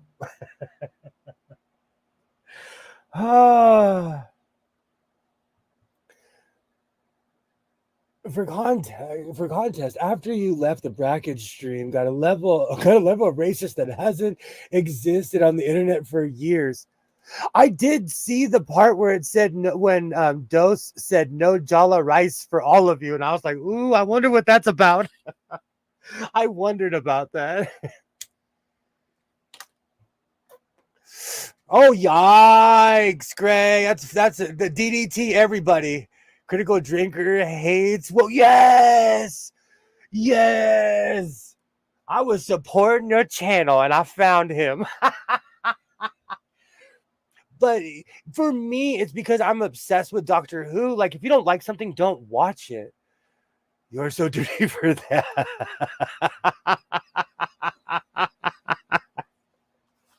DDT, everybody. Our stream is like all the Sanford and Jefferson's family. Oh, those are good times, though. Those are good times. Mr. Brown, your thumbnail's killing me. I did like Mr. Roper doing the Salt Bay thing. Is that what he was doing? Was he doing that Salt Bay thing?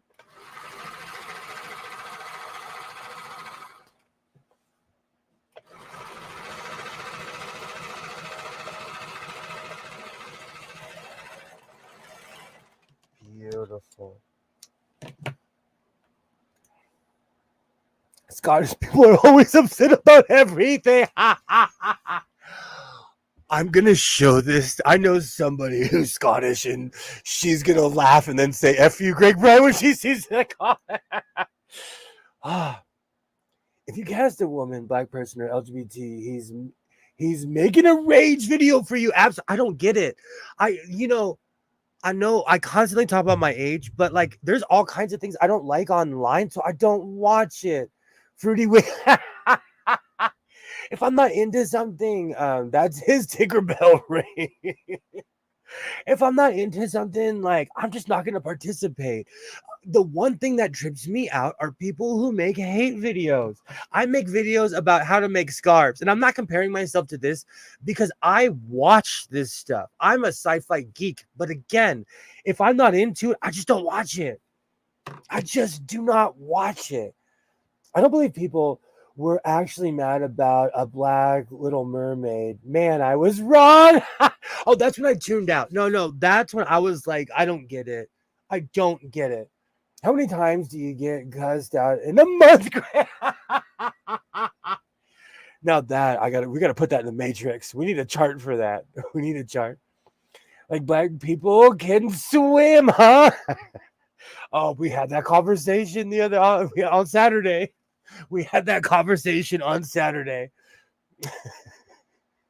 You think I haven't had a Scottish person say fuck you to me?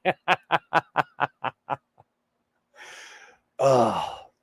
My neighborhood is really eclectic. I have people from like around the world that live in my neighborhood. It's really strange, actually.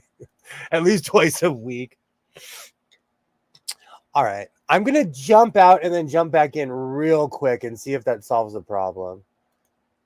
Yes, I want to leave the studio.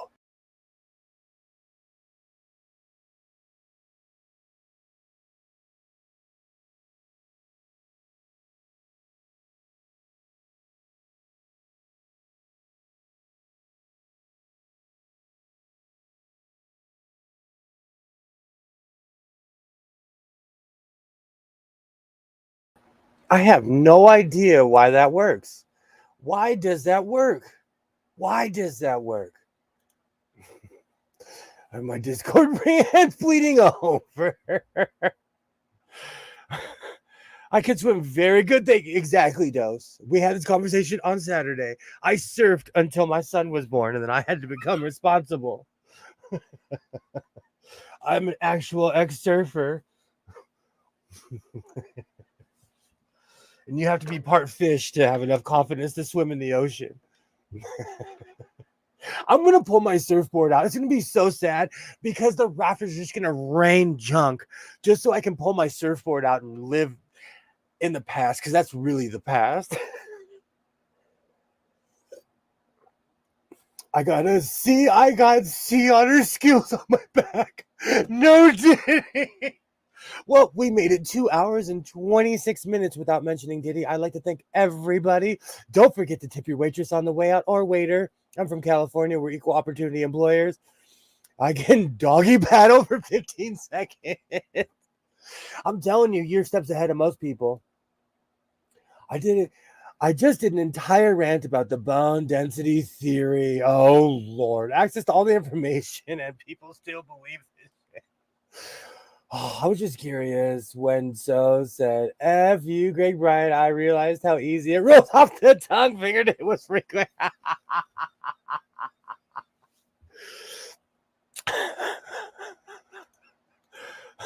Yes, we did.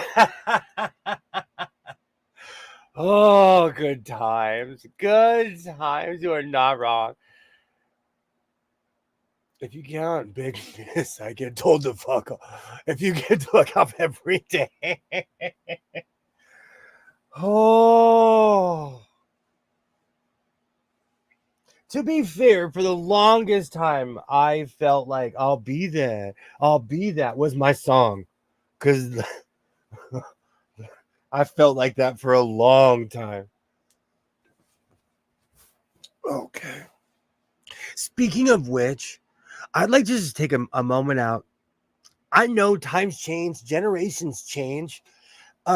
There's been 2 Summer Jam incidents. The first I want to talk about because no one saw it. Rodney O and Joe Cooley performed in front of 15 people. And I hope that next year people show up. And I saw the video where Method Man said he'll never go back to Summer Jam again.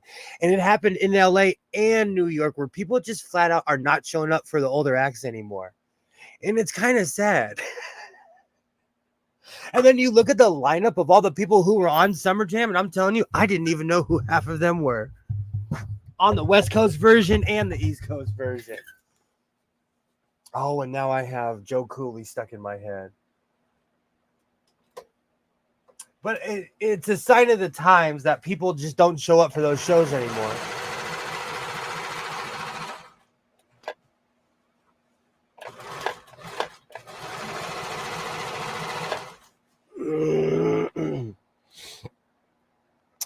I gotta see on her skills someone else.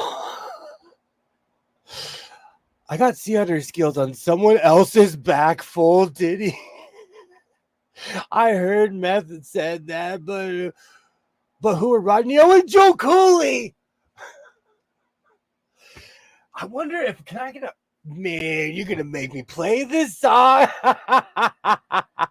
Rodney O and Joe Cooley are you ever heard that song Everlasting Bass? They also that one song, But You Don't Hear Me Though. It is late 80s LA rap. They were extremely popular on the West Coast. I wanted to cry when I love watching live performances. I watch old Roger Troutman performances from summer jams from long time ago. I love live performances because I used to go to a lot of shows. I love live performances, but I just don't have the heart to go to festivals anymore. But it was sad to see them performing in front of empty crowds. I went to Rock the Bells, one of the greatest rap concerts I've ever been to in my life. Nas jumped out of a helicopter and screamed F Fox News for 15 minutes. I got to see Phife Dawg. I got to see Wu-Tang Clan. Still to this day, I like seeing Phife Dawg. That was some bucket list stuff. There were thousands of people there. Thousands upon thousands of people there. This was 15 years ago. Yeah, I feel bad for Meth and Redman. They're old farts, though. This new generation wants to see fireworks and acrobatics on stage. Oh, you exist to put that evil on me? I like live. Absolutely, Alibaba. I still watch live performances, especially like the people that are gone. I don't know if anyone like I'm into Prodigy, the UK band, and Prodigy, from New York. I'm into the band Prodigy. They performed everywhere. So I watch, it's weird to watch festivals like in Germany in 1996. But there's this one festival, I think it's in Prague. There's 200,000 people there. And they're on stage, and you can literally, like, every time the camera pans, it's just endless people. Just endless people. I love watching those shows. Hip-hop shows not having large live audiences was always a thing. I'm telling you, when I saw all those lineups, all of LA showed up. I told this story about Chingy. I went to that club one time not knowing he was going to perform. There were quite a few people there. I enjoy live local bands. Me too. I told you about the pizza place up from my house. I used to play bluegrass until the plague.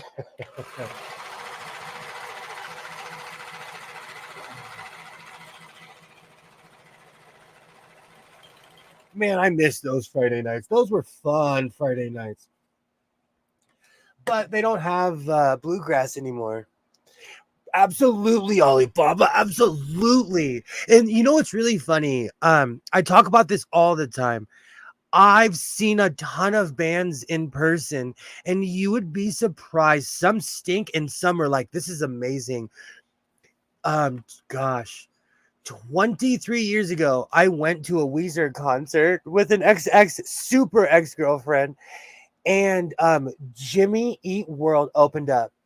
They walked out played Morrissey for a half an hour and told everybody, hey, I'm from Arizona. And then all of a sudden they just went into their set. I'm sorry, they're live musicians.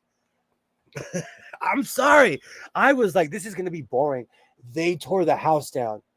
They played every chord. They actually played their instruments. And Tenacious D was there as well. And Jack Black, more than anything, is an entertainer. I don't care what anyone says.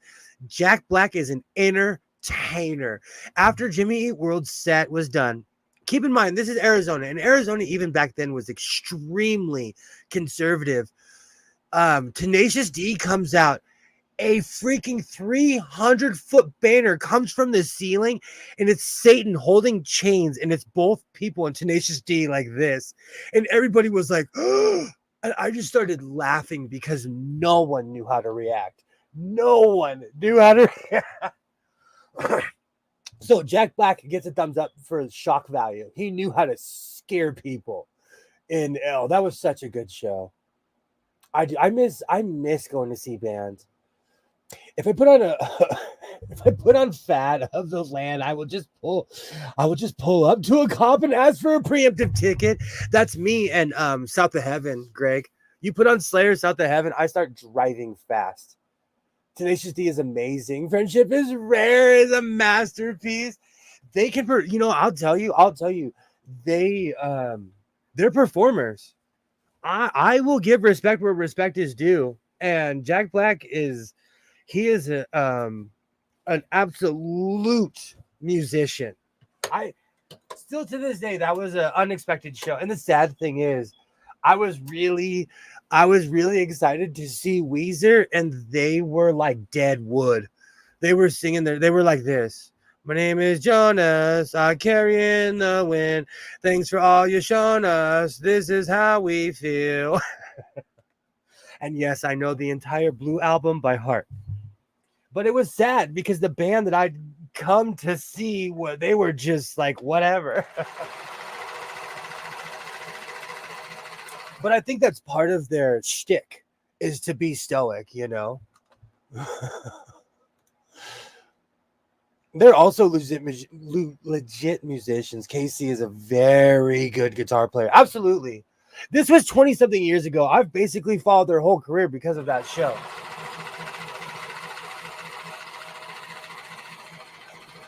Like I said, you'd be really surprised who puts on a show. That's why that one time on Beat Bracket, when Chingy came on, I sang his praise. He was a man of the people. He did his whole set. He walked around, hung out with us. I respect people like that. His career did,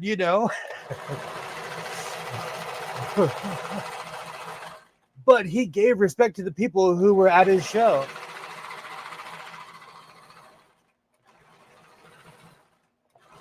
And that's rare. That is rare.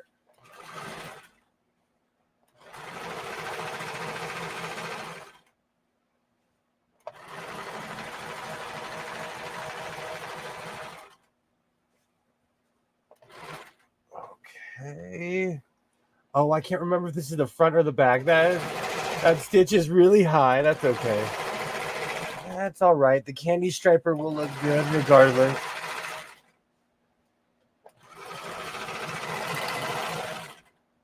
Oh. Everyone knows every word of the Blue album. That's an age test. Around here, where I'm from, if you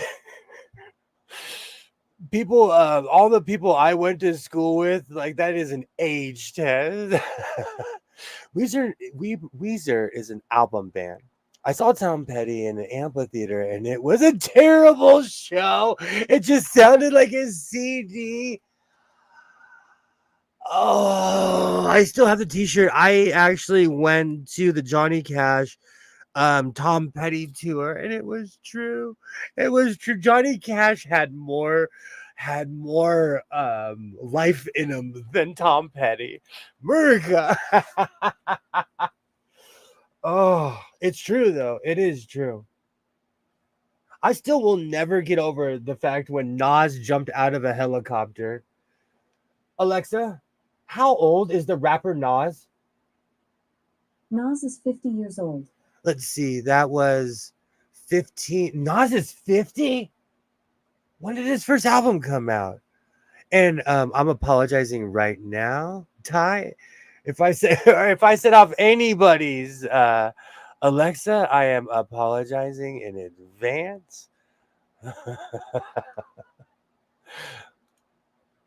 I played 4 songs with the Ramones. I don't know any of the songs well, but I kept up and it sounded really good. They made me sound good. They liked me playing to that. See, Alibaba, those are the stories. Those are the stories that makes life. Like, I love hearing stories like that, Ollie. I know all the words to the Cactus album. There's many albums though, like DJ Quick Balance and Options, DMX's first album. I know everywhere. Have you forgotten to remove the pins after sewing your garments? My anxiety is high. I'm doing it right now. Earlier, I sat down on pins. That's why you heard it was a natural one. That was real. Because the pins were biting me. That was me jumping. Perfect. All right. I should bring my table back, but first I'm going to sew the arms together. And Ty, you are 100% correct.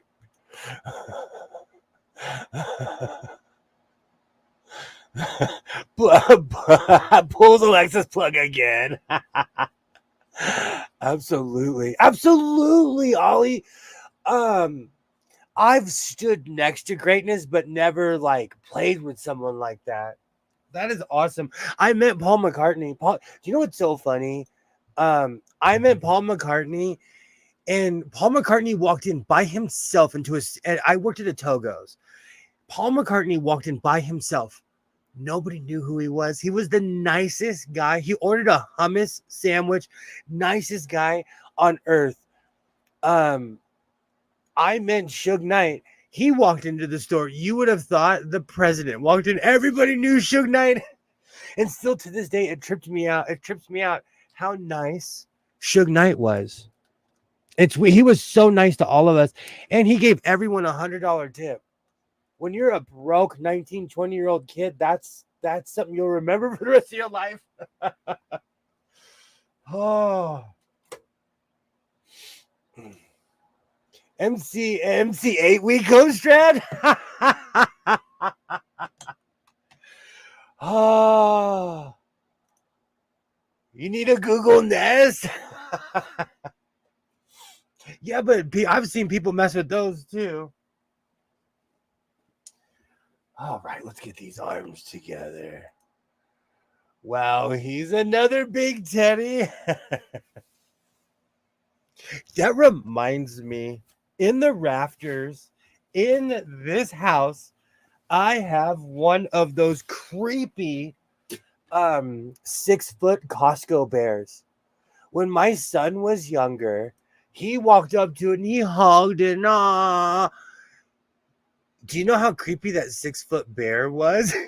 When I would be in the house alone with that thing, I'd walk past my son's room like this, like, oh, that thing is still in there. It's huge. One day I was thinking, because all the stuff and everything, like, over time it got defluffed. I was thinking about taking it apart and wearing it as a suit. That's how humongous the Costco bear is. Now say it ain't so, as you'll never get that. My father, no, how's it go? He cleaned up, found Jesus. Oh, things are good, yes, so I hear. Oh, that is. No, that's not. Yeah, that is say it ain't so. Yeah, that is. That's never coming out. You got to say, hey, Google, to mine. If you ever say, Alexa, she's going off. If you even say, Alexa, she's going off. It's true, though. It's true. That's why it's so sad. I have changed my language because I say a word.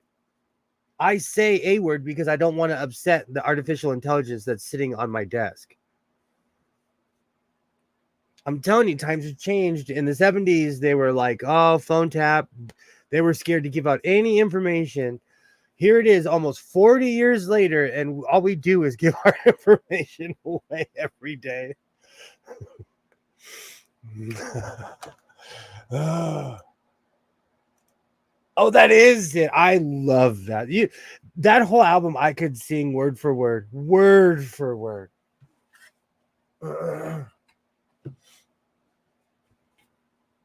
Because I'm from the suburbs, at a graduation party I went to, my friends, they had a live band and they played the entire album and we were singing it like sad sacks, not realizing that we were going to have to get jobs and work for the rest of our lives after that.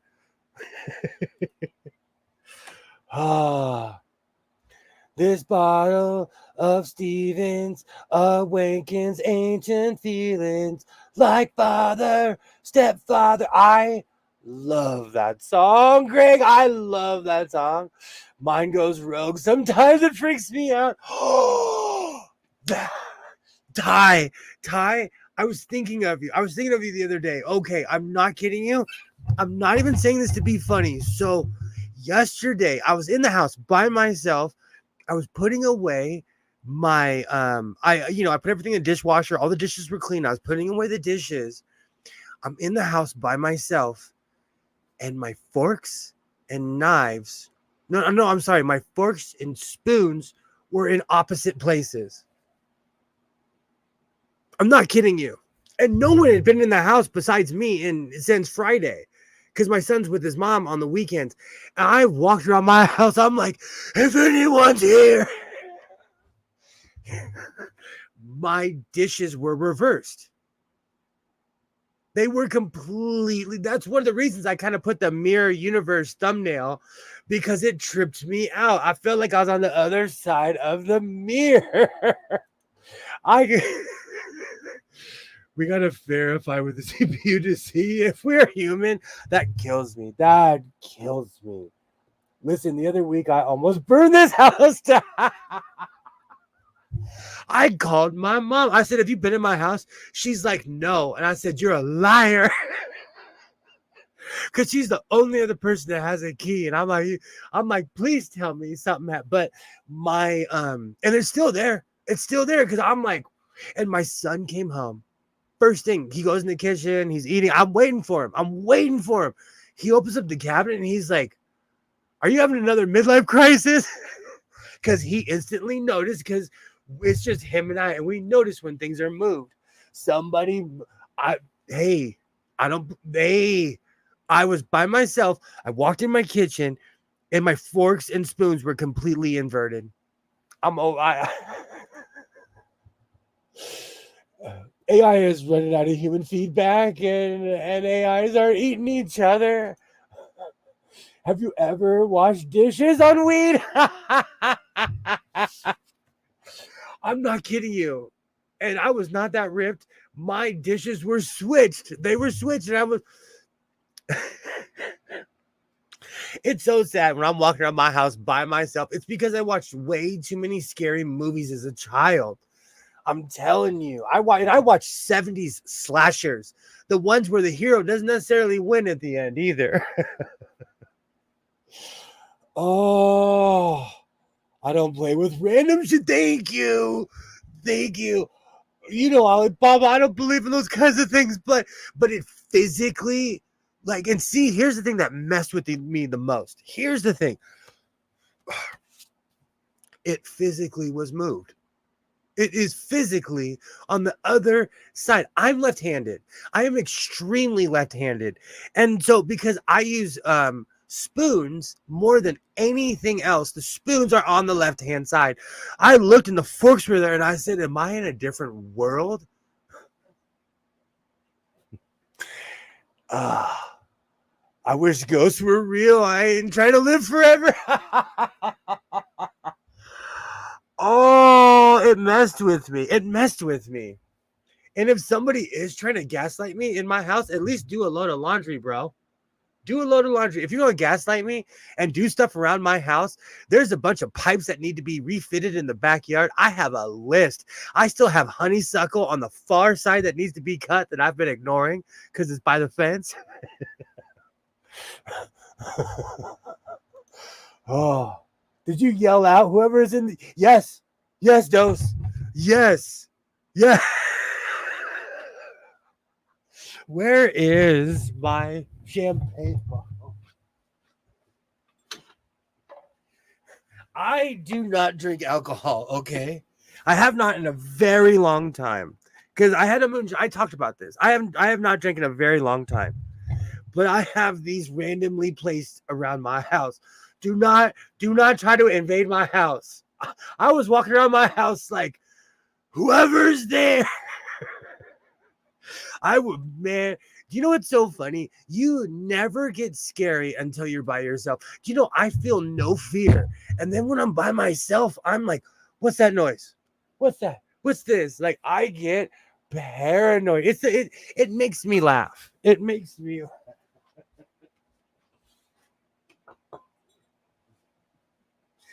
Oh, do not come into my house uninvited.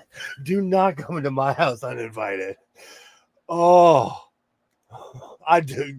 You know, man, where I'm from, you call your move before you do it. White people will live in a haunted house till the devil takes them if they got a good deal on it. Not never. Oh, if something crazy happened, I have a contractor's license. I will take it down to the frame and build it back up. That's what scared people say to the unnatural. I'll admit it. When I'm by myself and I start hearing stuff, I don't know what you call it. I call it more fight than flight. Oh. It messes with, and the funny thing is, like, when it's my son and I'm in Papa Bear mode. When he's here, I'm like, what's that noise? When I'm by myself, I'm like, hey man, what's that noise?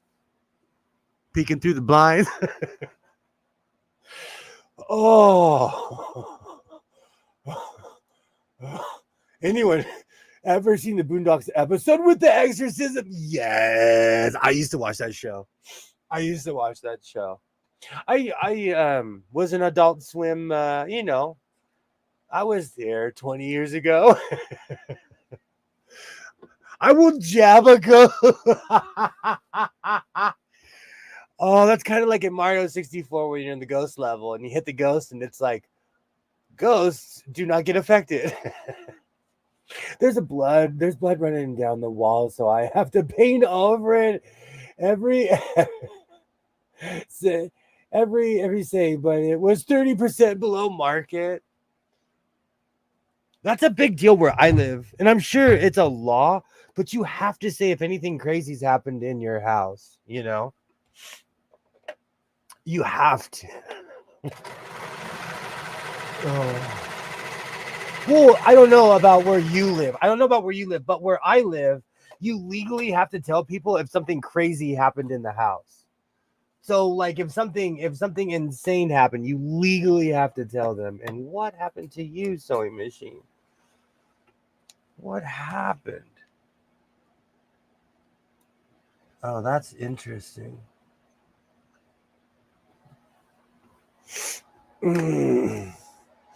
They say you shouldn't. They say you shouldn't yawn during Halloween because the ghost will stick its poo in your mouth. Oh, oh! I grew up Roman Catholic, so they taught us to revere ghosts. Oh man, this is a major wardrobe malfunction. Sewing machine, good grief.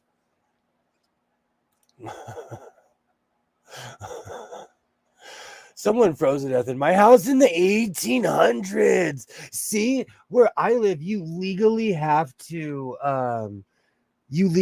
keep that, you have to tell them everything that's happened in your house, especially anything that's happened in that realm.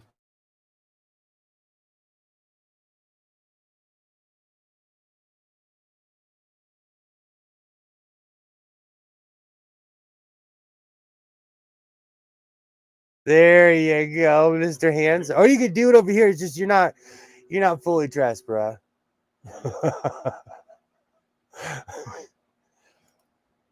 He stopped haunting me because I made him I made him be Little Spoon.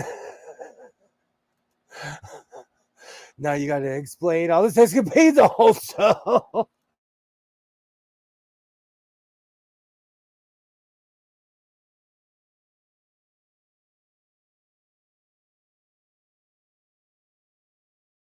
That is a bachelor combination. Pizza and popcorn.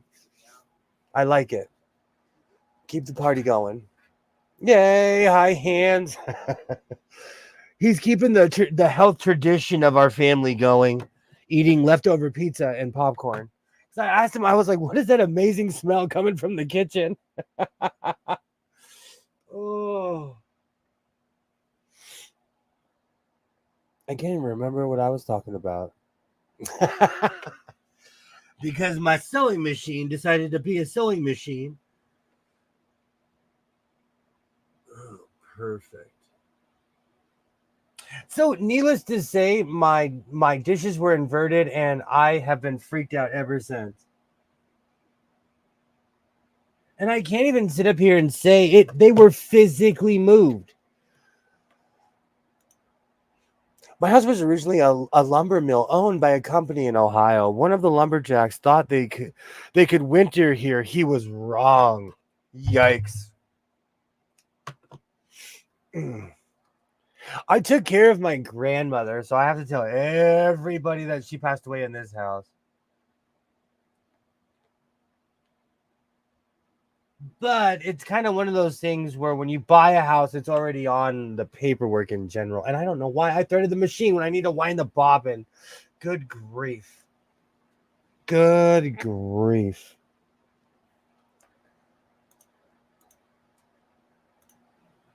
I guess he wasn't the first to lay wood.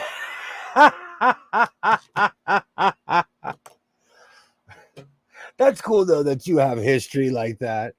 Where I live, most of our history is like 1879, 18 or some crazy battle that no one's ever heard of. Let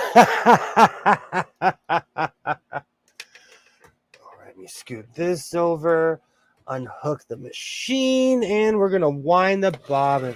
Beautiful.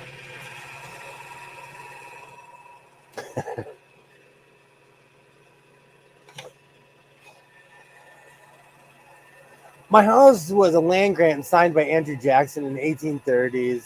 Many a wood has been laid here. I was just glancing at my 1877 Singer. All you have the vintage machines. I have a bunch from the early 1900s. I have probably 2 or 3 from the 1800s. My standard is from the 1800s, but you have the knowledge.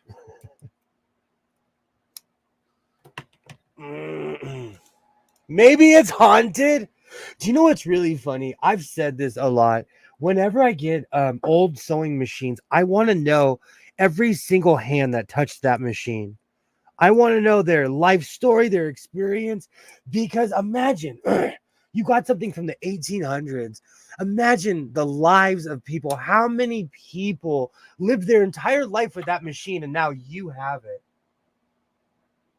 Even like my grandmother's machines, I can picture her at it. Mad Dog and my grandfather. Oh, whoops, that is not secure. But I think about that all the time of the history behind the machine.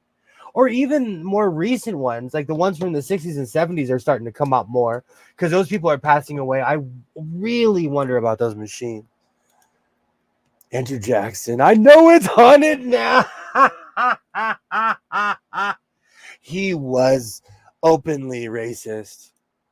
Land grant, more racism put on your fault this time. You know, it's funny. Rashawn and I were on the same page at the exact same. And what do they call him? He wasn't Ironsides. Old Hickory. Old Hickory was not for the faint of heart. Do not besmirch the only redneck president we have ever had. Old Hickory was terrible. Well, I was given a nice old one, 1906 pheasant. Oh wow, peasant decal, and then a rose decal one. The rose decal one was so off compared to what was online. They sent me on the learning path. That's like my Confederate Colt. It's been in my family as long as I could remember, and I swore, I was like, "There's no way it's real." It's real. It's from the 1800s. It's got the Italian serial numbers and everything. Land grant because it was just made a state. Laugh aloud. Indiana was a free state. You know what? My Confederate Colt. No, I have older things in here. I have a Kodak A camera. I have way older things in here.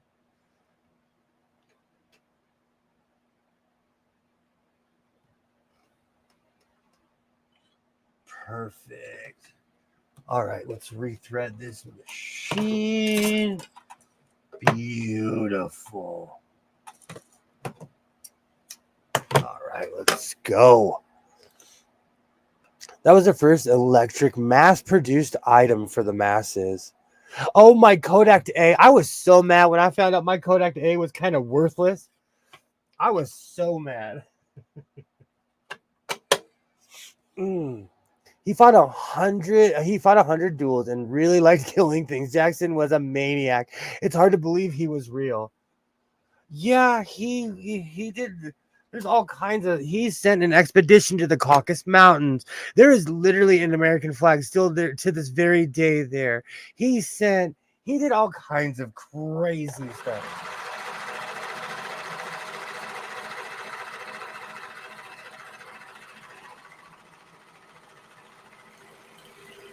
Oh, Greg, you're making me remember college.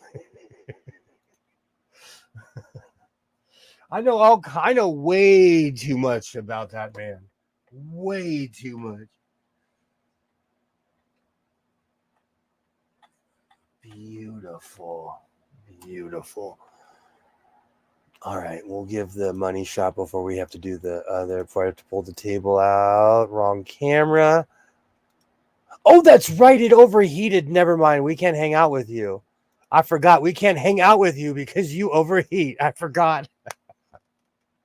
I want to be fancy, but I'm sitting in the bottom of Hades. He wasn't a soldier when he declared himself a general. The army told him no, but he kept killing. And they just said, fuck it. He's a general now. Because he's crazy. Because he's crazy. We need another fat president like Howard Taft. He didn't give a damn. Cleveland, too.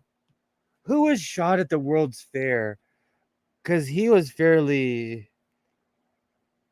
Was it? No. Oh, who was it? Shot at World's Fair. Which president was it? Yes, who was it? And the sad thing is, I remember the name of the man who assassinated him, but not the.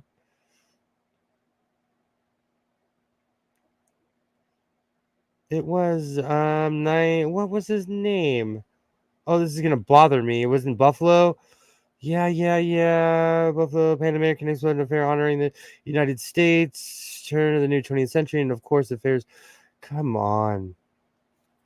Oh, I can't remember. Oh, no, it wasn't Roosevelt. Was it McKinley? Because he was shot at the World's Fair. Oh, come on, Wall Street Journal. I'm not paying your money. Get out of here. The reason why I'm mad is because I have a documentary on it, on all my stuff, and I should know this. Man, I'm going to lose if I'm ever on Jeopardy. Oh, it was McKinley. I think it was McKinley, Dose. I think it was. Gave an hour speech after it. Legend.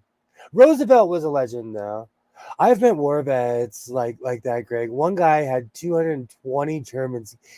Gave up to him. He was so vicious that they thought they were outnumbered. He was one guy, got the Victorian Cross for that. They forced him to get that. That's crazy, Alibaba. That's crazy. That's kind of like when I used to when I was in high school, I was a bit of a delinquent, and so my father was in a industrial accident, and they made him go to a group therapy with a bunch of Vietnam vets. I heard some of the craziest stories I ever heard in my entire life out of that group. The medal RECD gave him. Oh, sorry. The medal him to get he would tell anyone giving him a valor medal to get lost, but it was much stronger words. Oh yeah, that was McKinley. Canadians are the reason we have a Geneva Convention. History is wild. History is wild. And the reason why I know the name of the person who shot him is because when I was in college, that was the one day I was paying attention. His name was Leon Chilgosh. He was a wannabe anarchist. And to prove to the other anarchists that he was a tough guy, he shot McKinley. And the other anarchists, when they were pressed, they were like, we don't know that guy.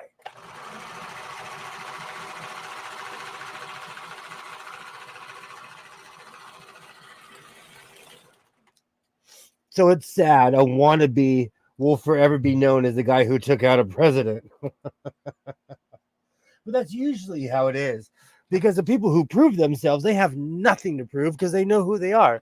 The ones who are looking for clout are always the ones who are going to cause the biggest stir. The Geneva Convention always fails after 3 years of war on all sides. He fell for a banana in his tail in the tailpipe. Oh. Someone tried to shoot Jackson, misfired, pulled the second gun, misfired. Jackson then beat his ass with a cane and put a statue of himself in the location. That's why they called him Old Hickory, man. Those people were harsh. They were harsh. Oh, Greg, you're gonna make me sing this song. They fired their guns and they beat. No, hold on. How's it go? Well, oh, I was singing it just the other day when my sewing machine broke down. They fired their guns and they began to running. Wasn't as many as there was a while ago. Fired once more and they began to running. History is wild. History is absolutely wild. Especially when you go to other countries. In Russia, they don't consider Americans the savior of World War II. In the UK, we look at Dwight Eisenhower as the savior of Europe. In America, because he is. But in the UK, they look at Montgomery. Montgomery was there when they took down Germany. He literally was on a tank. He was literally one of the first people with their boots on the ground after they carpet bombed the place. Down the Mississippi all the way to Mexico. We fired our guns and the British kept coming. Wasn't as many as there was a while ago. I knew you'd know that song. Oh man, the bugs are out. The bugs are attracted to all the lights in this room. And so I get every kind of weird bug on earth. It's like, hi, what are you doing? What are you doing? Oh, you got a project going here? What are you doing? All right. Let's salvage this 3-hour live stream and bust out the table. Oh man. Do you know what's funny? I always set out. I'm like, I'm not gonna go that long. I'm not gonna go that long tonight. 3 hours later, I'm in the middle of the street with road flares. I apologetically love Jackson and Churchill.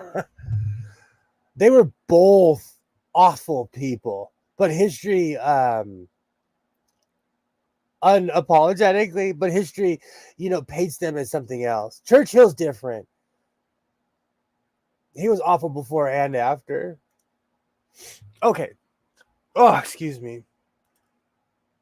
So let me see if I can do this like a professional YouTuber. Where is it? Let's see. What's that? Oh no, we don't want that one. Here, we'll do this. I'll be right back. How's it going? My name is William, Okay, we'll and skip to this part. this.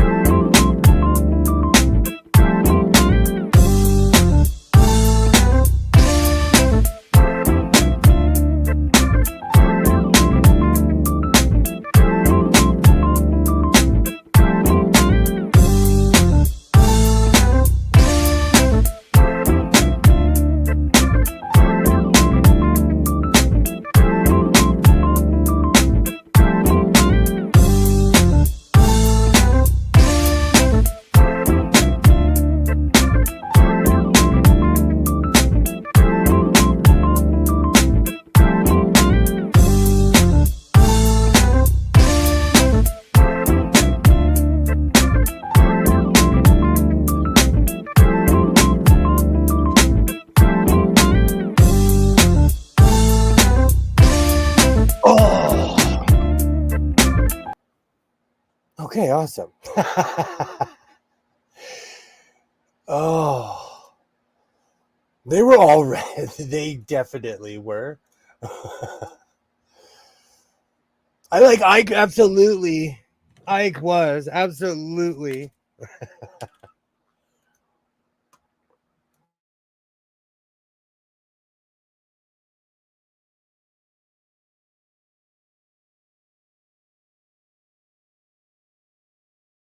Absolutely.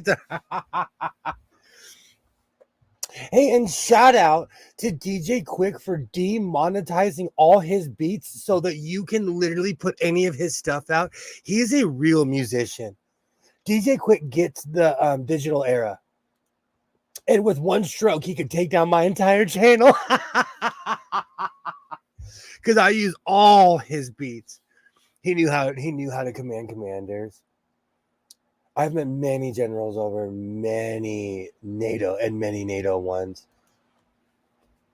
I grew up around the American Navy type. They were very like rah Navy. Oh.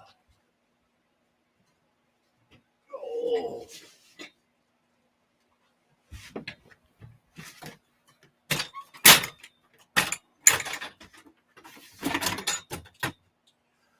Oof.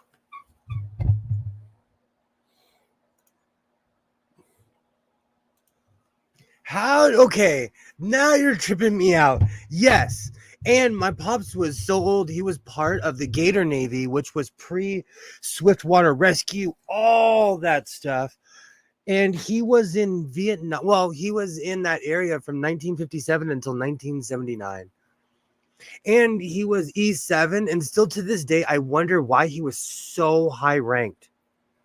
Because he didn't act like it.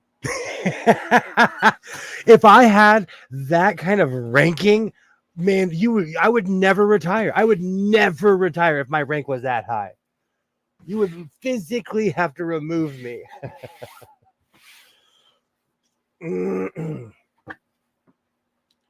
Beautiful. All right. So now I'm just matching the edges, and then I'm going to line everything up, pick a dress form to put this on, and then be done. Beautiful. Military family in every war, same. That's why people they trip out on me when I pull out my Confederate Colt and I tell them that it actually came from family members. But American history is crazy that way, and it's weird the stories that people tell themselves.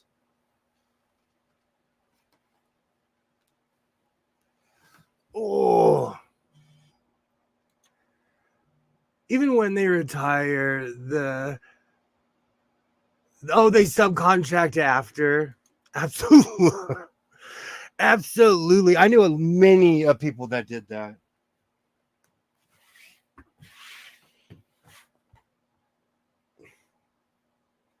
I knew people that were in the first Iraqi war. They were getting offered unreal money to go back and be advisors. Oh man.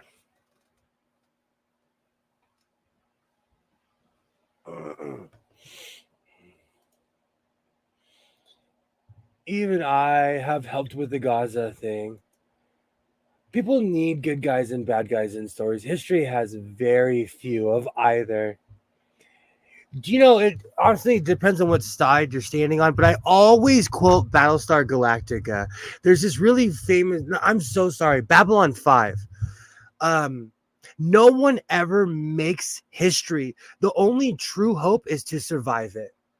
I love that quote because it's true. It's true. Everyone who's ever claimed to be like this person, this conqueror of history, the truth is they survived it. They didn't conquer it, they survived it. I look back at the 1967 desert and border areas. You know, it's a heated subject with me because it's one of the very few places I've been, and it was contentious then. It was contentious then, and they had more established lines back then. Oop, I did not line this up correctly at all.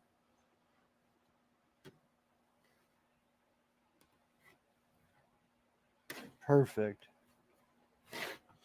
Perfect. But that'll start a fight.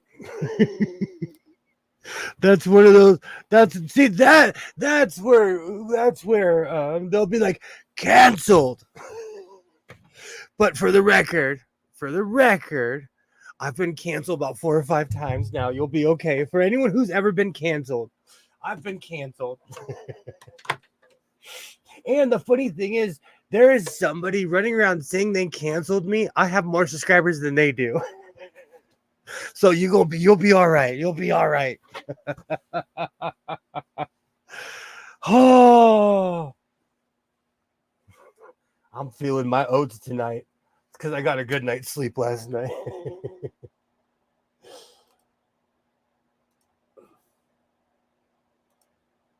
people I s- people I speak to can handle other viewpoints. I have friends on both sides of most issues. I have this unreal indifference. Sometimes I ask myself why. So I do as well, but like I don't know. I have this really weird indifference.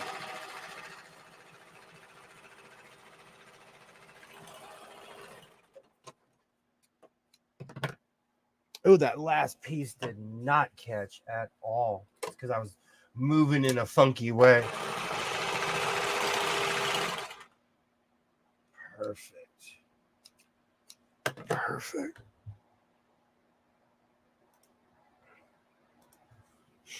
I think it's important. Like, I'm not saying I can be friends with anybody, but it's important to seek out views that are different than your own. If you looked at my YouTube watch list, I purposely seek out opposing views on purpose. I want to know how quote unquote the other side is thinking, and a lot of the time it doesn't even make me angry. It just makes me sad for people that they dedicate themselves to such false ideas and stereotypes.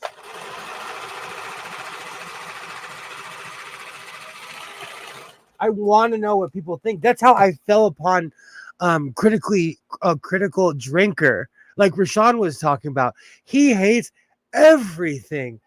I couldn't live my life like that. But I look at these people like an anthropological study, like, what is wrong with you? I don't like to get involved in things that don't involve me. That hey, you'll live longer. That's actually a rule of mine as well. You'll live a long, long life. Okay, y'all, I'm about to be like the rooster when the coop caught on fire. Get the flock out of here. Have a great night, Dose. Have a great night. We'll be back. I'll be back at it on Wednesday. Same craziness.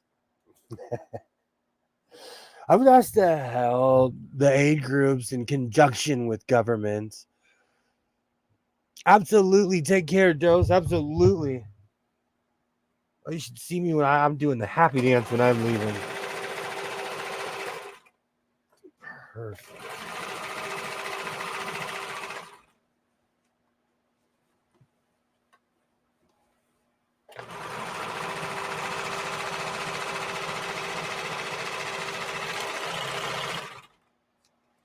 Perfect. Absolutely. Have a great night, Dose. I thought you said, I said, beat the rooster. Oh, I have to see if they changed that law. Somebody said they changed the law where you can't have chickens or roosters in your backyard in LA. And I said, how are they going to enforce that? Because you go anywhere in LA County, it sounds like you're on the ranch. Especially right when sun comes up, you will randomly hear a rooster and you're like, am I in a neighborhood or in the country? Oh, but people have chickens and roosters everywhere here, which is smart. It's actually smart. I don't beat the rooster, just choke the chicken. And Dose is going for quote of the evening. Oh, I prefer the term glaze and knuckle. I'm writing that down, Greg. Well, isn't there feral chickens in LA? Yes. Generations of them. But that's more like East LA. In LA, it is the strangest thing. There are gangs of dogs roaming around. There are chicken gangs, rooster gangs. Yes, we have feral roosters running around Los Angeles with the price of these eggs. I don't blame them for real though. There was one YouTuber I fall down rabbit holes with those damn YouTube shorts. And there was this lady I was watching. She had all these roosters, and she was like, "Oh, the roosters love to just come out and hang out with me in the morning and lay eggs." And then I'm like, "Are you kidding me?" East LA, try not to make a cockfighting joke.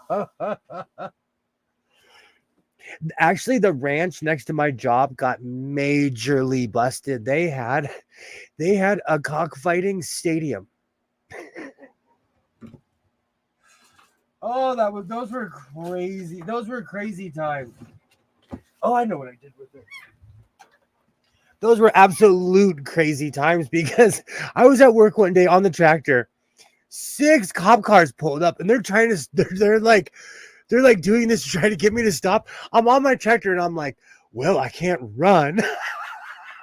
I was not going to turn my tractor off, but I did. And they were like, hey, man, we just want to ask you, do you hear anything next door? And I said, no, because I really didn't. Because they would have their stuff at night and I really didn't hear anything because it's out in the country. But long story short, they got busted. I mean, like full raid. Full raid. They had full ring. They had hundreds of roosters. And the truth is, yes, Rashawn, isn't here for my racism. And because they kept it clean, we never noticed. Now there's a goat farm next door. And we like goats because they eat everything.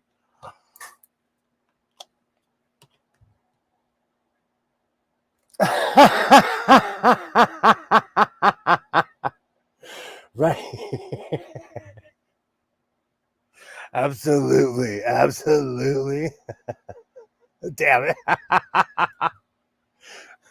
Absolutely, Ty. Like, I'll never forget. I was on my tractor and I was like, well, this thing goes about 25, 30 miles an hour.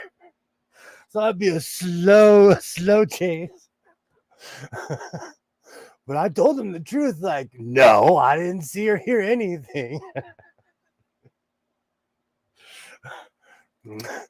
Okay, but I count Mexicans as white, so it's okay.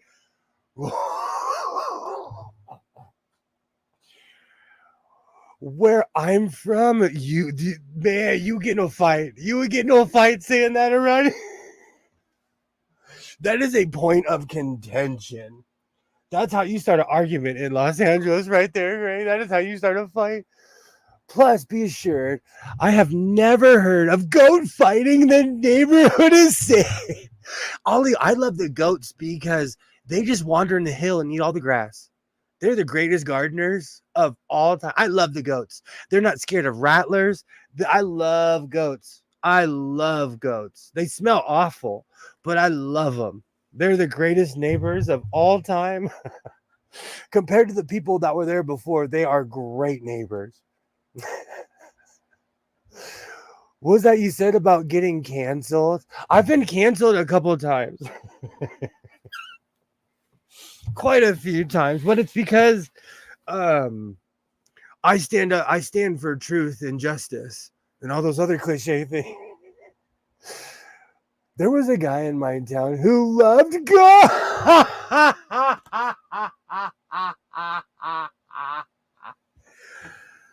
Greg, I love goats because they are one less employee I have to hire. They go in the hills. They go places that I didn't even know exist. I look up on the hills and I'm like, wow, goats can climb. I love goats and not in the, get your mind out of the gutter, Greg. Now that's hilarious.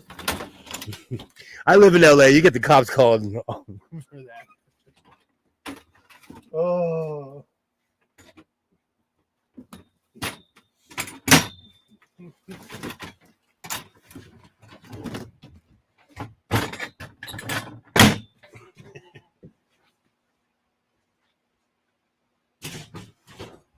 All right. Man, I pulled out my patch box.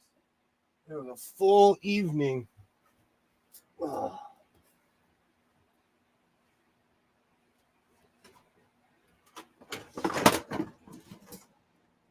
Oh man, what a mess.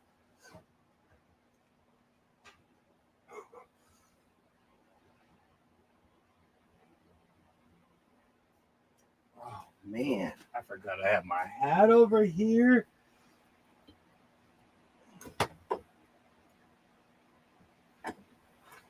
Beautiful.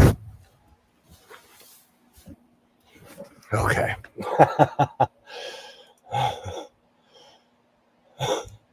No, I know what you mean. Oh, excuse me. I know exactly what you mean.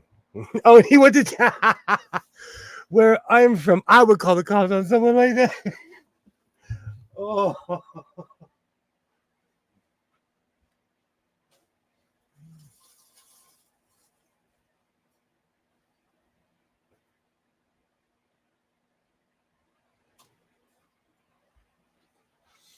Oh, Greg, I love how I'm talking about the intricacies of sewing and life, and you bring up dating ghosts. I'm giving you a hard time after seeing the press. I saw an 1850s liner press in drawers here just today. I told you about that evil lady who owned a house up the street. She put Victorian furniture out on the street because the tenant before had all this fancy furniture. And I asked her, I said, do you know this is Victorian furniture? She told me, I don't care. It was gone. Every time she put something out, it was gone. Nice shape and still works as a press. That's crazy. Done in cherry wood. Oh, wow. That woman had to have been the worst landlord of all time. Especially something like that, like real Victorian furniture. How often do you ever see something like that out on the street?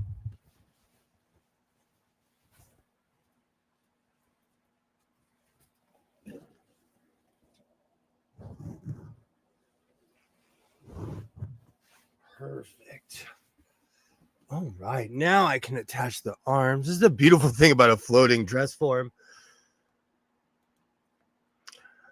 someone took that Victorian furniture home and oh man, I'm telling you, because there's very few homeowners around here. And so we all talk to each other, we converse, because most houses in my area are owned by mega corporations now. And so they'll buy, because most people can't even afford to live here, so it makes sense. But like, we're tight knit because there's very few owners around here. And so I knew who she was. We've talked a few times. We've been to a couple meetings. I didn't know she was a crazy lady who threw out Victorian furniture. Because the word's out. Like, if you're chucking a sewing machine on the street in the neighborhood, people know. Call me.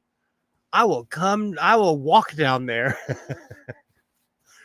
Especially in my neighborhood when they have like yard sales. I am known. Neighbors are telling each other like, hey man, that crazy sewing machine guy will come through and buy everything. But she put Victorian furniture out like a crazy person. Absolutely. Absolutely.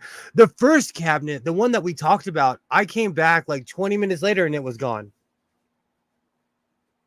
Somebody probably drove by and was like, what? Am I hallucinating? Because that's on the list of things that never happen.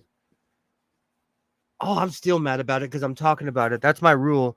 If you're still talking about it, you're still angry.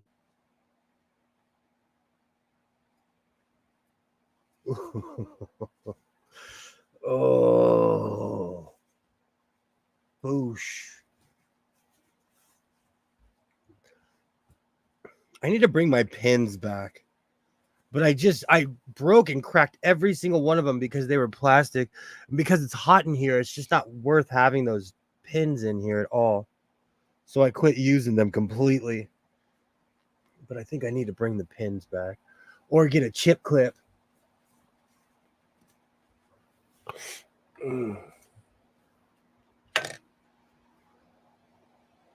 3 hours and 31. Yeah, we're going full Elvis tonight. All right. Perfect. I still laugh. People ask me all the time, like, when I was leaving, I believe I bought this at the Salvation Army. They were like, what are you going to do with that? What are you going to possibly do with that? I was like, you'd be surprised what I'm going to do with this. But having a dress form really helps with the sewing. Oh, man. I am going to attack my kitchen. I just remembered I have mozzarella sticks and pizza. So every 6 months, I don't know what it is. I'm obsessed with mozzarella sticks. So every 6 months, I play them out and then I forget they exist and then I start eating them again. And I get crazy. I make it with marinara sauce. I have ranch, barbecue sauce, honey mustard, all kinds of every kind of dip you could possibly think of.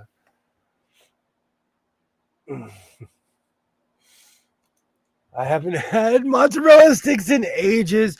Ollie, it started during the pandemic and now it's a problem. Because I cannot stop eating those things. And I am addicted to mozzarella sticks.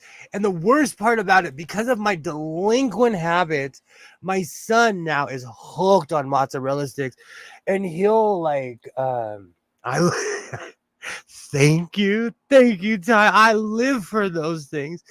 And like, I guarantee you, because I have a pizza stone. It's so old. It's a Pampered Chef pizza stone, and it cooks everything perfect. I mean, it's like literally like a pizza oven, but it's just a stone you put in the oven. My whole point is, when my son hears that thing clanking, he's like, "You making mozzarella sticks?" Hooked. I feel bad because my father got me hooked on coffee at a very young age. I was drinking coffee at like 7, 8 years old, and I don't want to do that to my son. He's 14. He's older, but like I don't want him to have my terrible eating habits. They're good for exactly 10 minutes. After they're done cooking, They're like French fries. Did you know that French fries have a 7-minute window after you cook them? That's when you get that really fresh, crisp taste. Unless it's like McDonald's and they put nuclear oil in there, whatever they do. Nothing should taste exactly as it did 30, 40 years ago. And McDonald's is weird because it tastes exactly as it did 40 years ago. Oh. I will say though, I went to a Pioneer chicken place in LA. I think it's the last one in LA. And it tasted exactly how Pioneer tasted back in the day. So maybe there is something to be said about it. I came back to see if Greg was talking crap about. It's Dose. Use nothing but love for you here in the House of Sewing, and your avatar is killing me. We're not talking trash about you, Mr. Brown. I promise. I promise. Oh, James Brown put hands on everybody that night. James Brown said, bah! It was always a wacky human. Oh, I have some in the freezer and just bought some more sauce tonight. That's why I'm sitting here talking about them right now, because I just remembered I have a bunch of them. Oh, because last time my son and I went shopping, it was a disgrace. I made him go grab a head of lettuce just so the lady at the counter didn't judge us. We had nothing but junk food. Does not. I've been making jokes about the Mexican. Riding home with my son and his favorite artist gives me anxiety. I had to log back on.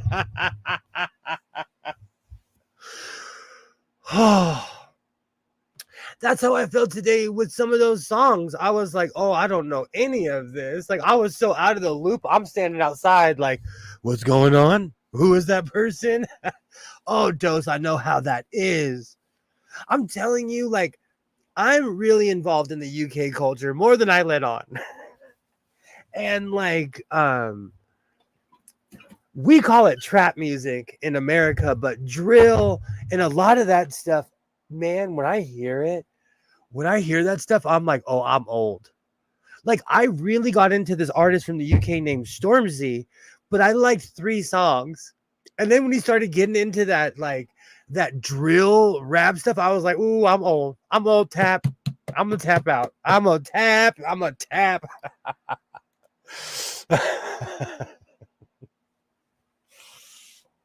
Oh. So you are not alone, Dose. You are not alone. That's why I made my Slick Rick comment earlier, because I'm old. I remember the good old days when they had gold chains, gold teeth. The good old days. Oh, now I have Teenage Love stuck in my head. Don't hurt me again. Don't hurt me again. He loves this rapper named NBA Youngboy, and I think he's shit. The kid loves this dude. Hold on. Didn't NBA Youngboy just get arrested in Utah? I watch Chisme shows. I love Jay Lee's Corner. Who else do I watch? I watch all kinds of people that follow people around. NBA Young Boy arrest.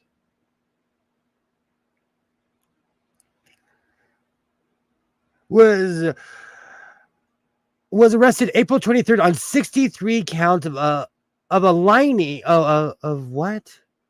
Oh, he ran a prescription drug ring in Utah. That's right. That's how I knew NBA Youngboy. Now M to the B is in my head. You're evil with that song drops tonight. Youngboy has a song I love. LL Cool J has a new song too. Beat is clean. He's falling off. I'm gonna tell you with love. LL Cool J owns the industry. He owns the rights to Rock the Bells that puts on all the hip hop concerts. Everyone kisses his butt. LL Cool J He's garbage.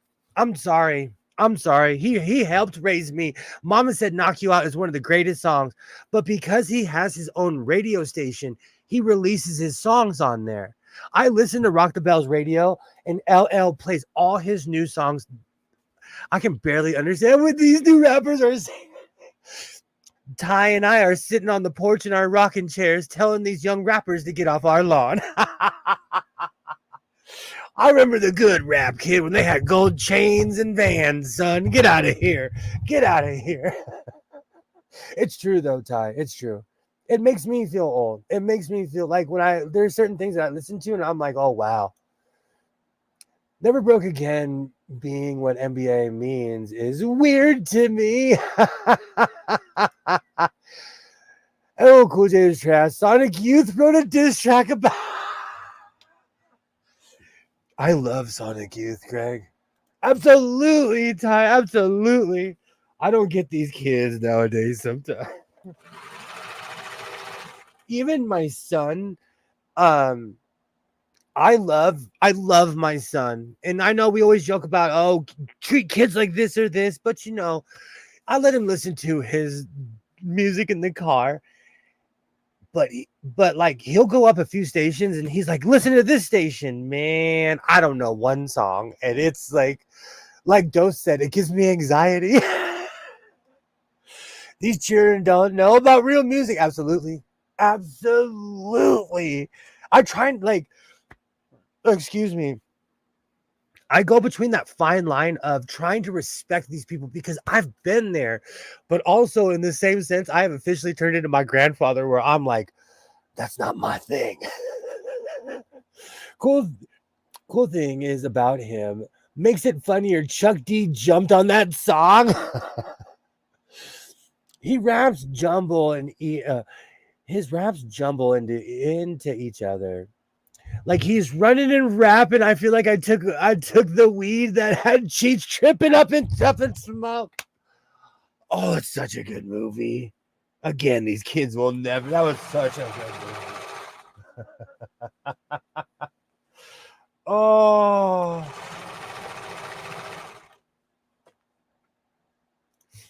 And I think that's another thing. Like even today on the beat bracket, there were certain songs where I was jamming to. Then other songs, I'm like, oh, I'm sorry. I'm gonna show my age right now.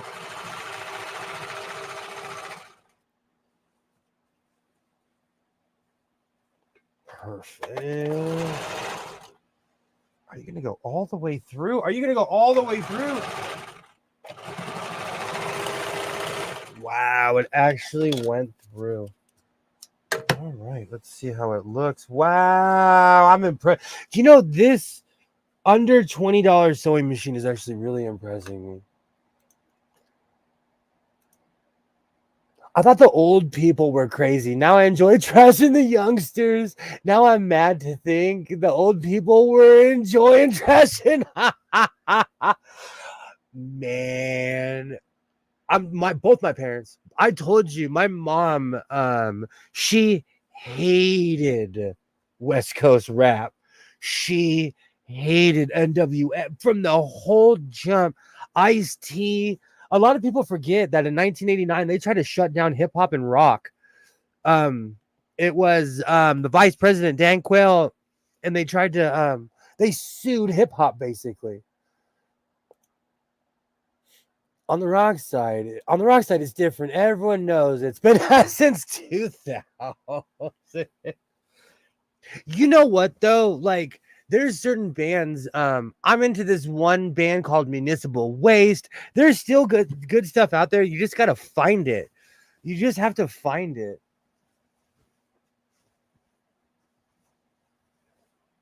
Oh, okay. Okay, good. I found the mistake. It's always good to check before you do your victory lap. Perfect.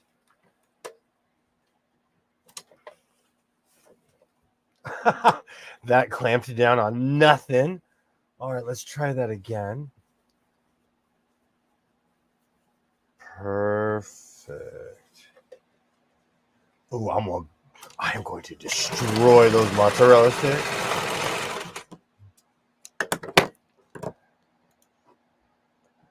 Tipper Gore and the song list, it was because of Prince. Oh, people don't, man, I remember that. The old days.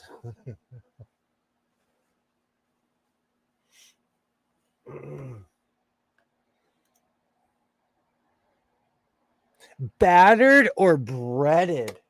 The ones I'm eating are breaded, but you're just making me hungry by saying battered. It is no secret that you could fry anything and I'll damn near eat it. I am a sucker for fried food. I have cracker meal. I have all kinds of stuff in my house right now.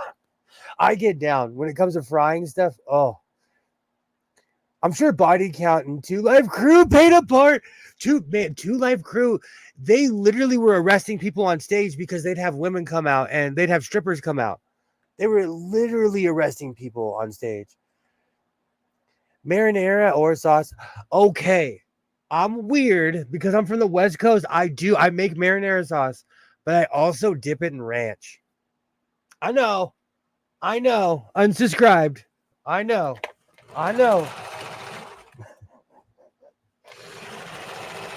I didn't realize how many people didn't eat ranch until I left the West Coast, and people were like, "You want ranch with a hamburger?" And I'm like, "Yes, I do. Thank you very much." I put ranch on everything. It's strange. It's a thing. That's how you know I'm from California. I put ranch on everything. Oh wow! I played a concert in protest where they just stood on a stage naked for 30 minutes. You know what's really funny? At a Rage Against the Machine, when they played at the DNC, that was the first time that I ever got maced by a police officer. My friend, I was like, but this cop was like, "You better back up, we're gonna mace you." I was like, "No, you're not," and he maced me right. I mean, it was splattered on my face, and my friend dragged me off, and I was like, "Oh!" the entire time. Rage Against the Machine, those are good memories.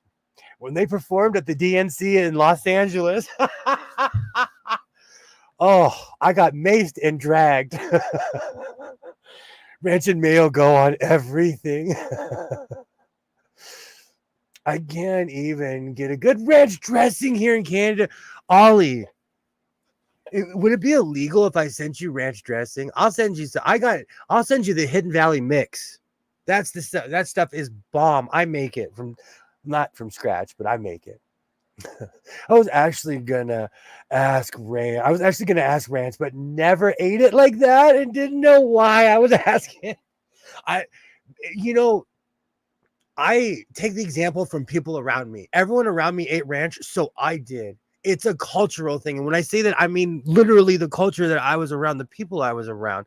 I had no idea people didn't eat ranch like that. Ranch and tenders, peas and carrots. I will go off with some chicken tenders and some ranch. I will go off. What? Sorry for your song. I'm serious. I will mail you some Hidden Valley. I'll mail you the good stuff, some Sweet Baby Ray's, all the good stuff, the bad stuff. It is banned to send it. That's why they got rid of my Canadian VPN and I can't watch So Fierce anymore.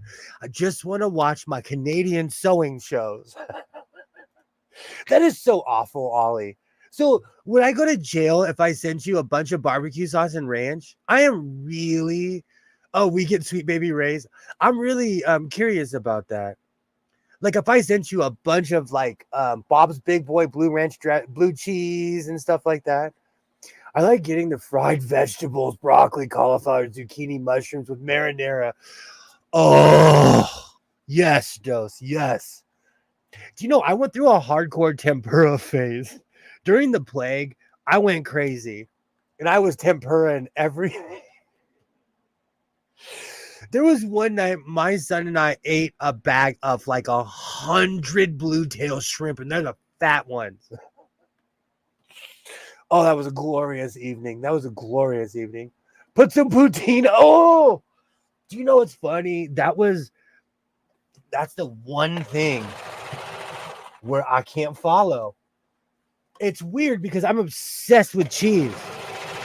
I'm obsessed with cheese, but I cannot stand poutine. I don't know what it is. There's something wrong with me. Oh my God, ranch is banned. I know. We're all going to send care packages to Alibaba. There's just going to be like little parachutes with ranch falling. It's going to be a bottle of Bob's Big Boy Blue Cheese. I'm addicted to Bob's Big Boy Blue Cheese as well. Sweet Baby Ray's, Hidden Valley Ranch, and absolutely Hellman's. We can only get the Canadian type, which isn't really ranch. That's so weird to me. I wonder why. Clubhouse mix. That's our craft. I really wonder why. Have to have the right gravy for cheese and poutine. I'm a sauce guy. I'm sure a few people are too. Right now, I have barbecue sauce, honey mustard, ketchup, mustard, anything you could think of. And I'm so old. I have jars of grease by my stove because I'm old. Oh wow. I'm definitely willing to do a drone sauce strike. Let's go liberate Canada right now. It's just going to be raining barbecue sauce and ranch. And I got some off-brand barbecue sauce that you'd be like, wow. Because, in Memphis, they don't play. Well, anywhere in the South. Oh. Oh, wow. Seasoning to sprinkle on my absolutely. I eat that stuff too. You know what I feel bad because I got my son on that stuff too. He was so healthy. I feel bad when he gets some of my eating habits because I'm not. And I feel like I did something right though because he does the right thing when it comes to nutrition. But still, I eat mozzarella sticks at 12 o'clock at night. And I'm like, hey kids, you want some mozzarella stick? I've got all the sauces minus mayo. True. I'm not it's really funny. I'm obsessed with ranch, but I don't necessarily like mayo. I know it's weird. Picture getting stopped at the border with a kilo of ranch. They don't play. It's really funny on the Canadian border. They do not play. I know somebody that tried to sneak in the country and got basically if you get caught trying to stay in Canada and you don't have the right to be there, they will put you in jail for 40 years. I have two to three ranch types and powdered and dill powder just in case I want extra. That is true. I do buy that really weird dill, so I do. And dose, that would be awful. That'd be one hell of an explanation. And saying it's for Alibaba. My son's got me hooked on those Border Patrol shows. I'm screaming at the television. Screaming. Don't ever go to don't ever bring drugs to Australia. Screaming at the TV. Smuggling ranch dressing. Hey man. What are you in for? Smuggling ranch. I had 15 kilos. I haven't tried dill powder. Do you know some people hate dill and everything? I like it. It's used as a filler. I like it. I actually buy this really weird dipping sauce that's just creamy dill, and I'm obsessed with it. What's hilarious is Doe's photo looks like what. That was a bad day for JB. He got so famous again over that. We knew all his business at that point. We knew he was still on drugs. We knew all of JB's issues at that point. Oh, kilo of ranch. What a way to go out. Canada does not fuck around. A woman in Washington was jogging and ran too far, right to jail. Canada doesn't. I'm telling you, like, I've been there. They do not play when it comes to their border patrol. Oh, breaks of French powder. They wouldn't believe you until they tested it. 15 kilos of that HV. Dude, I got that good stuff. I got that good stuff. I got that HVR. Do you know from now on, Rashawn, I am never going to call it anything else except for, hey, man, hey, got that HVR? Oh, do you know what's funny? I think we have a shirt. After all that rambling, 4 hours later. Do you know what's funny? If I was sitting here, I could probably make 15 shirts in 4 hours. Oh, I grow dill just for making sauces. Oh, for over salmon. I love fish. I know there's a lot of non-fish eaters, but I grew up raised by a man who was from Savannah, Georgia. I love fish. I love fish. I am ruthless when it comes to fish. Rubs it on gums. It's pure. Do you know what? It's funny you would say that. I have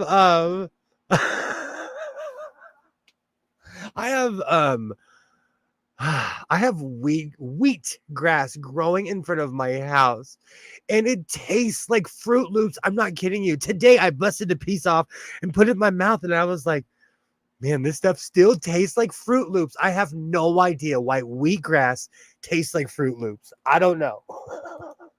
But I have a ton of it. If you see me posing in front of my house, all those plants, that's all wheatgrass.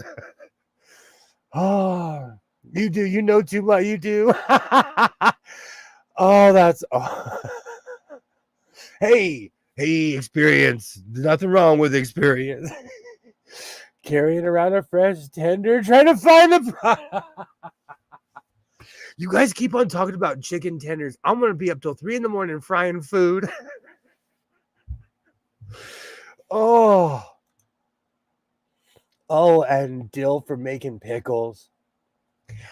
I'm not big on pickling, and I'll tell you why. Because I grew up around people that pickled everything. So it's a skill I have that I may or may not return to.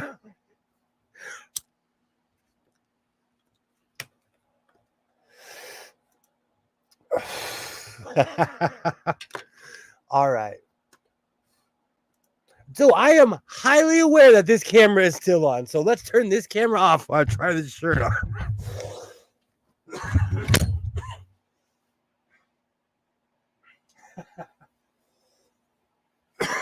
Oh, man. Oh. You know, you show leg one time and then you get famous for being a burlesque dancer all of a sudden.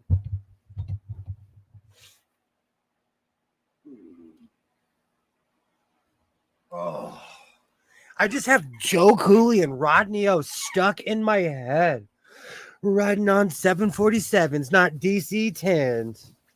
All right. So I tried to make this shirt a little bit bigger, and it could be because I'm not taking my stomach into consideration. And so I've been trying to take my dimensions into consideration. Oh, this is going to make me look like a pirate. Oh.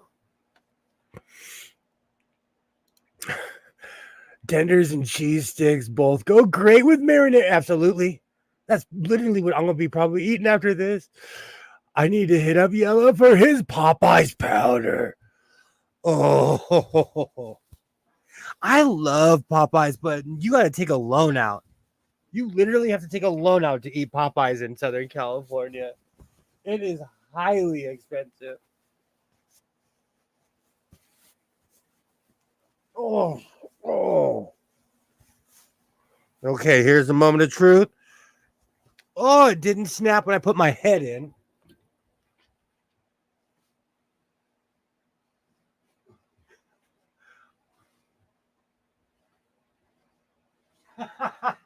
All right, I need a red hat.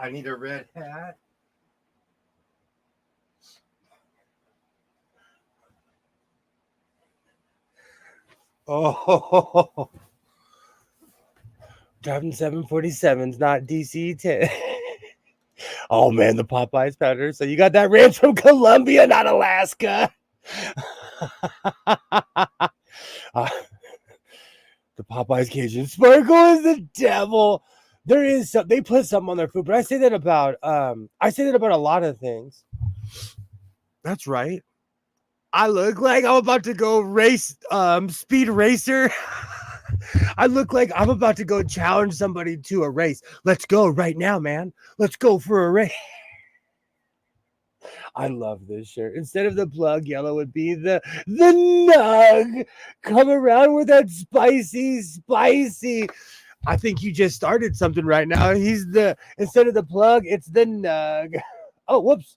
I wasn't trying to kick my friend out. Oh. Yeah. Don't got Cajun sparkle. I burn food though, Dose. Does that count? I burn food. Does that count as Cajun? Uh-oh. Are we about to have the Frank Ocean talk again? I had no idea I was going to trigger so much talking about Caribbean Queen today. Oh, thank you. Thank you, Ty. Thank you. I hoard them. You're in the right place. I'm a real life hoarder. You look like you're gonna play baseball but it's 1920s. Thank you. That's the look I'm going for. I had to do something different because every time I get this pattern, I make pants. And I was trying to get my stripes to go in a different direction, but that's okay too. I like how this looks. Let me grab my phone.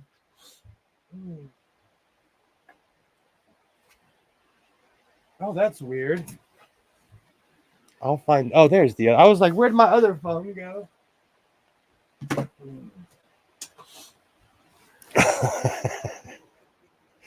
Oh, let me highlight this.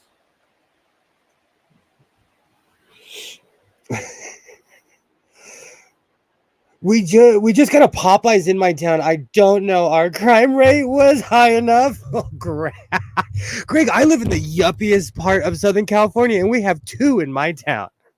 We have two Popeyes. Thank you, Alibaba. Thank you. I like it. I want that as a baseball style shirt with a baseball collar and buttons. That's not a bad idea. See, I like fielding ideas like that. I could add a ton of stuff. Even was triggered by for real though. Do you know what's so funny? Thank you. This is a Where's Waldo shirt. I have a whole idea for a skit. You know, people in my town think I'm strange as hell anyways. I'm going to go around random places just standing there like this. Man, I love those books, man. Waldo and I had some experiences back in the day. I loved Where's Waldo? Clifford, all of it.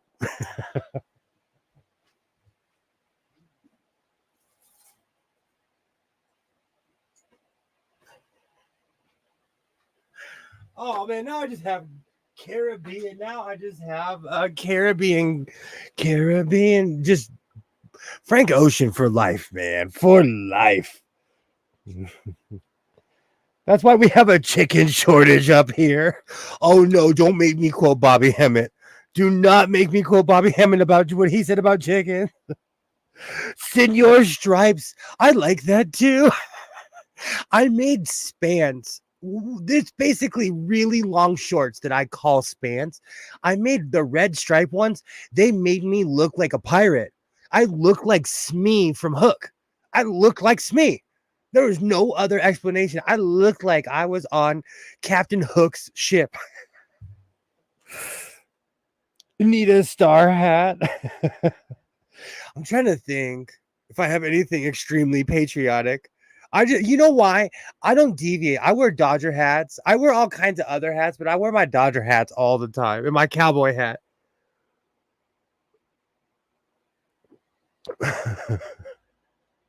KFC. I do look like I work at KFC in 1975. Oh, Caribbean Queen is living rent free in my head right now. When this is over, I'm gonna be in my kitchen cooking chicken tenders, bumping Frank Ocean. Oh, Dodgers would work with blue and white. Yes, that's why I busted out my red Dodger hat.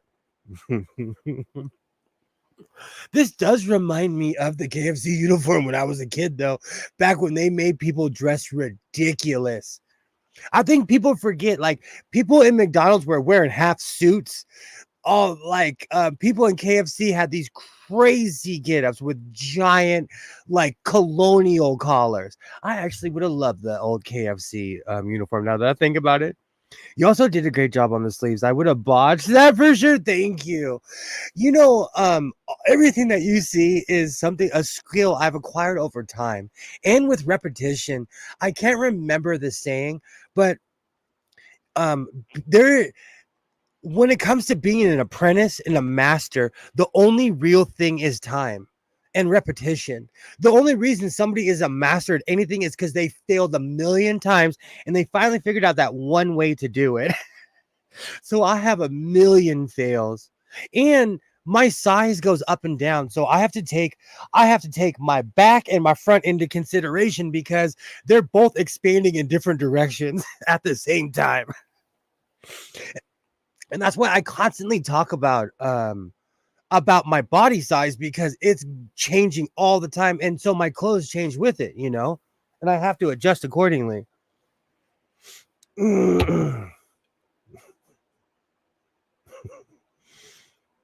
Thank you so much, Di. I've seen some red Air Max and white Air Max I could wear with that.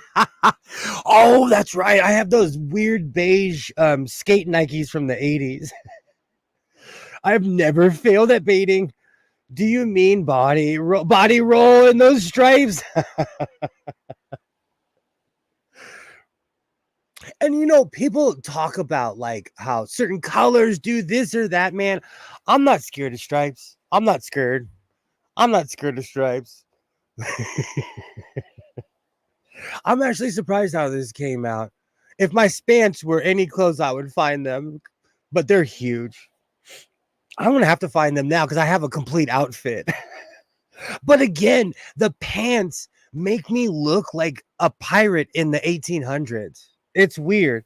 It's weird how one piece of clothing can change your entire look. All blue, you would look like a tuba aqua fresh. Oh, now that takes me back. Aquafresh was just candy.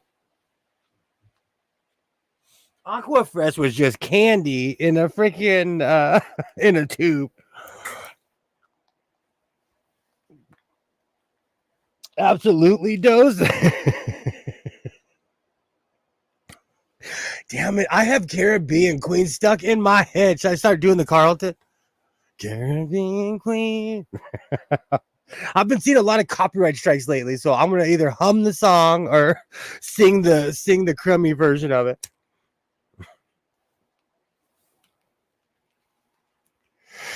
Or an old school peppermint. Oh, I like that too. I'm that angry pepper. I'm the one in the case you don't. Hey, what are you doing? Hey.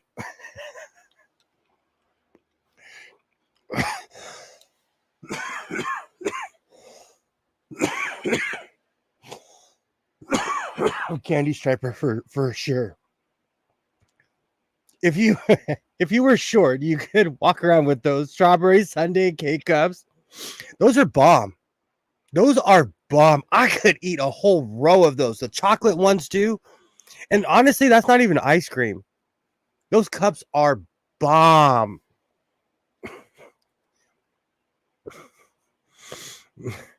He also got African Queen version. Oh, we need an earworm bracket. Been caught stealing. Say it ain't so. Caribbean Queen. For real, though. Just hit 3 a.m. here. I'm going to be parking this ship really soon, Alibaba. The sweat is getting in my eyes. Let me stand in front of my fan. Here we go. Oh, that's better. I actually like how this came out. I might wear this morning to work. I'm expected to wear crazy stuff. It is like an expectation now. When I walk in, they're like, "What is he wearing now?" Oh, have a great night, Rashawn. Thank you so much for stopping by. Oh man, I'm sweating my face off. So we now know that my fancy camera cannot hang. My cheap $9 camera lasts. This I paid a decent amount of money for this, and it overheats easily. Good to know. The biggest problem you're gonna have is finding 3 other dudes to wear that shirt for your barbershop quartet. Actually, I know an army of dudes. My neighbor down the street has been a barbershop quartet singer as long as I've known him. And they're all 5'9" white guys. And they all have mustaches. They look like a barbershop quartet. Have a great night, Alibaba. I'll be back on Wednesday. Same craziness. Oh, this shirt has grown on me. Even though I'm sweating man, this hat is not doing anything.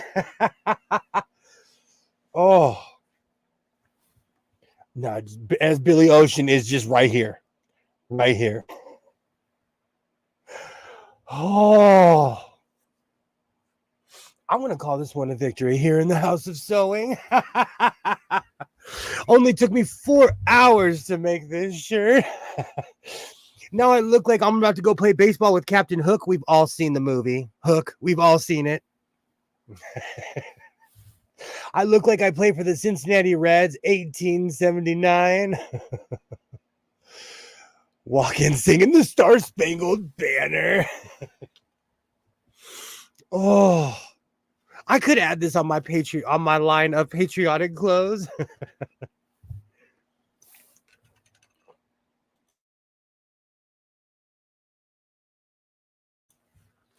I stand in front of my house when I'm filming. When you see that shot in front of me, and when I'm in front of 2 windows, I'm literally standing in front of my house. My neighbors are numb to it now, but when I first used to stand out there, they would be like, "What is he doing? What is he doing?" It came out really good. Now you gotta sit in the AC and cool. I know. I'm about to go inside. I'm about to go in a minute. This room is my happy place, though. Even though it's hotter than Hades in here, this place is under Hades. Well, I want to thank everybody for real. You could have been anywhere and you choose to hang out with my crazy self. So I absolutely thank you. Ty, thank you so much. You are appreciated here in the House of Sewing. Dose. You are appreciated. Greg, you are welcome here. Rashawn, everybody, I thank you. Alibaba, anybody I missed, anybody who showed up, Butterfly. Everybody, I absolutely appreciate you. I'll be back at it on Wednesday. Same craziness, making something else. It'll probably be red. I should finally make those red sequin hammer pants, huh? To go along with this. Now, that would be a crazy outfit. Now, that would be crazy. I think I might work on that tonight. Man, hell is hotter, and we're headed there now. I'm driving the bus. Don't worry, Craig. When you get there, I'm the greeter. Thank you, Ty. I'll be back at it on Wednesday, and I absolutely thank you. It's been a journey. We've been going for 4 hours, so I'm gonna park this ship, like I always say. Seriously though, reinforce your seams, be yourself, and I thank you. I'll be back at it on Wednesday. Reinforce your seams, be yourself, and I will definitely see you next time. Thank you, everybody. Bye.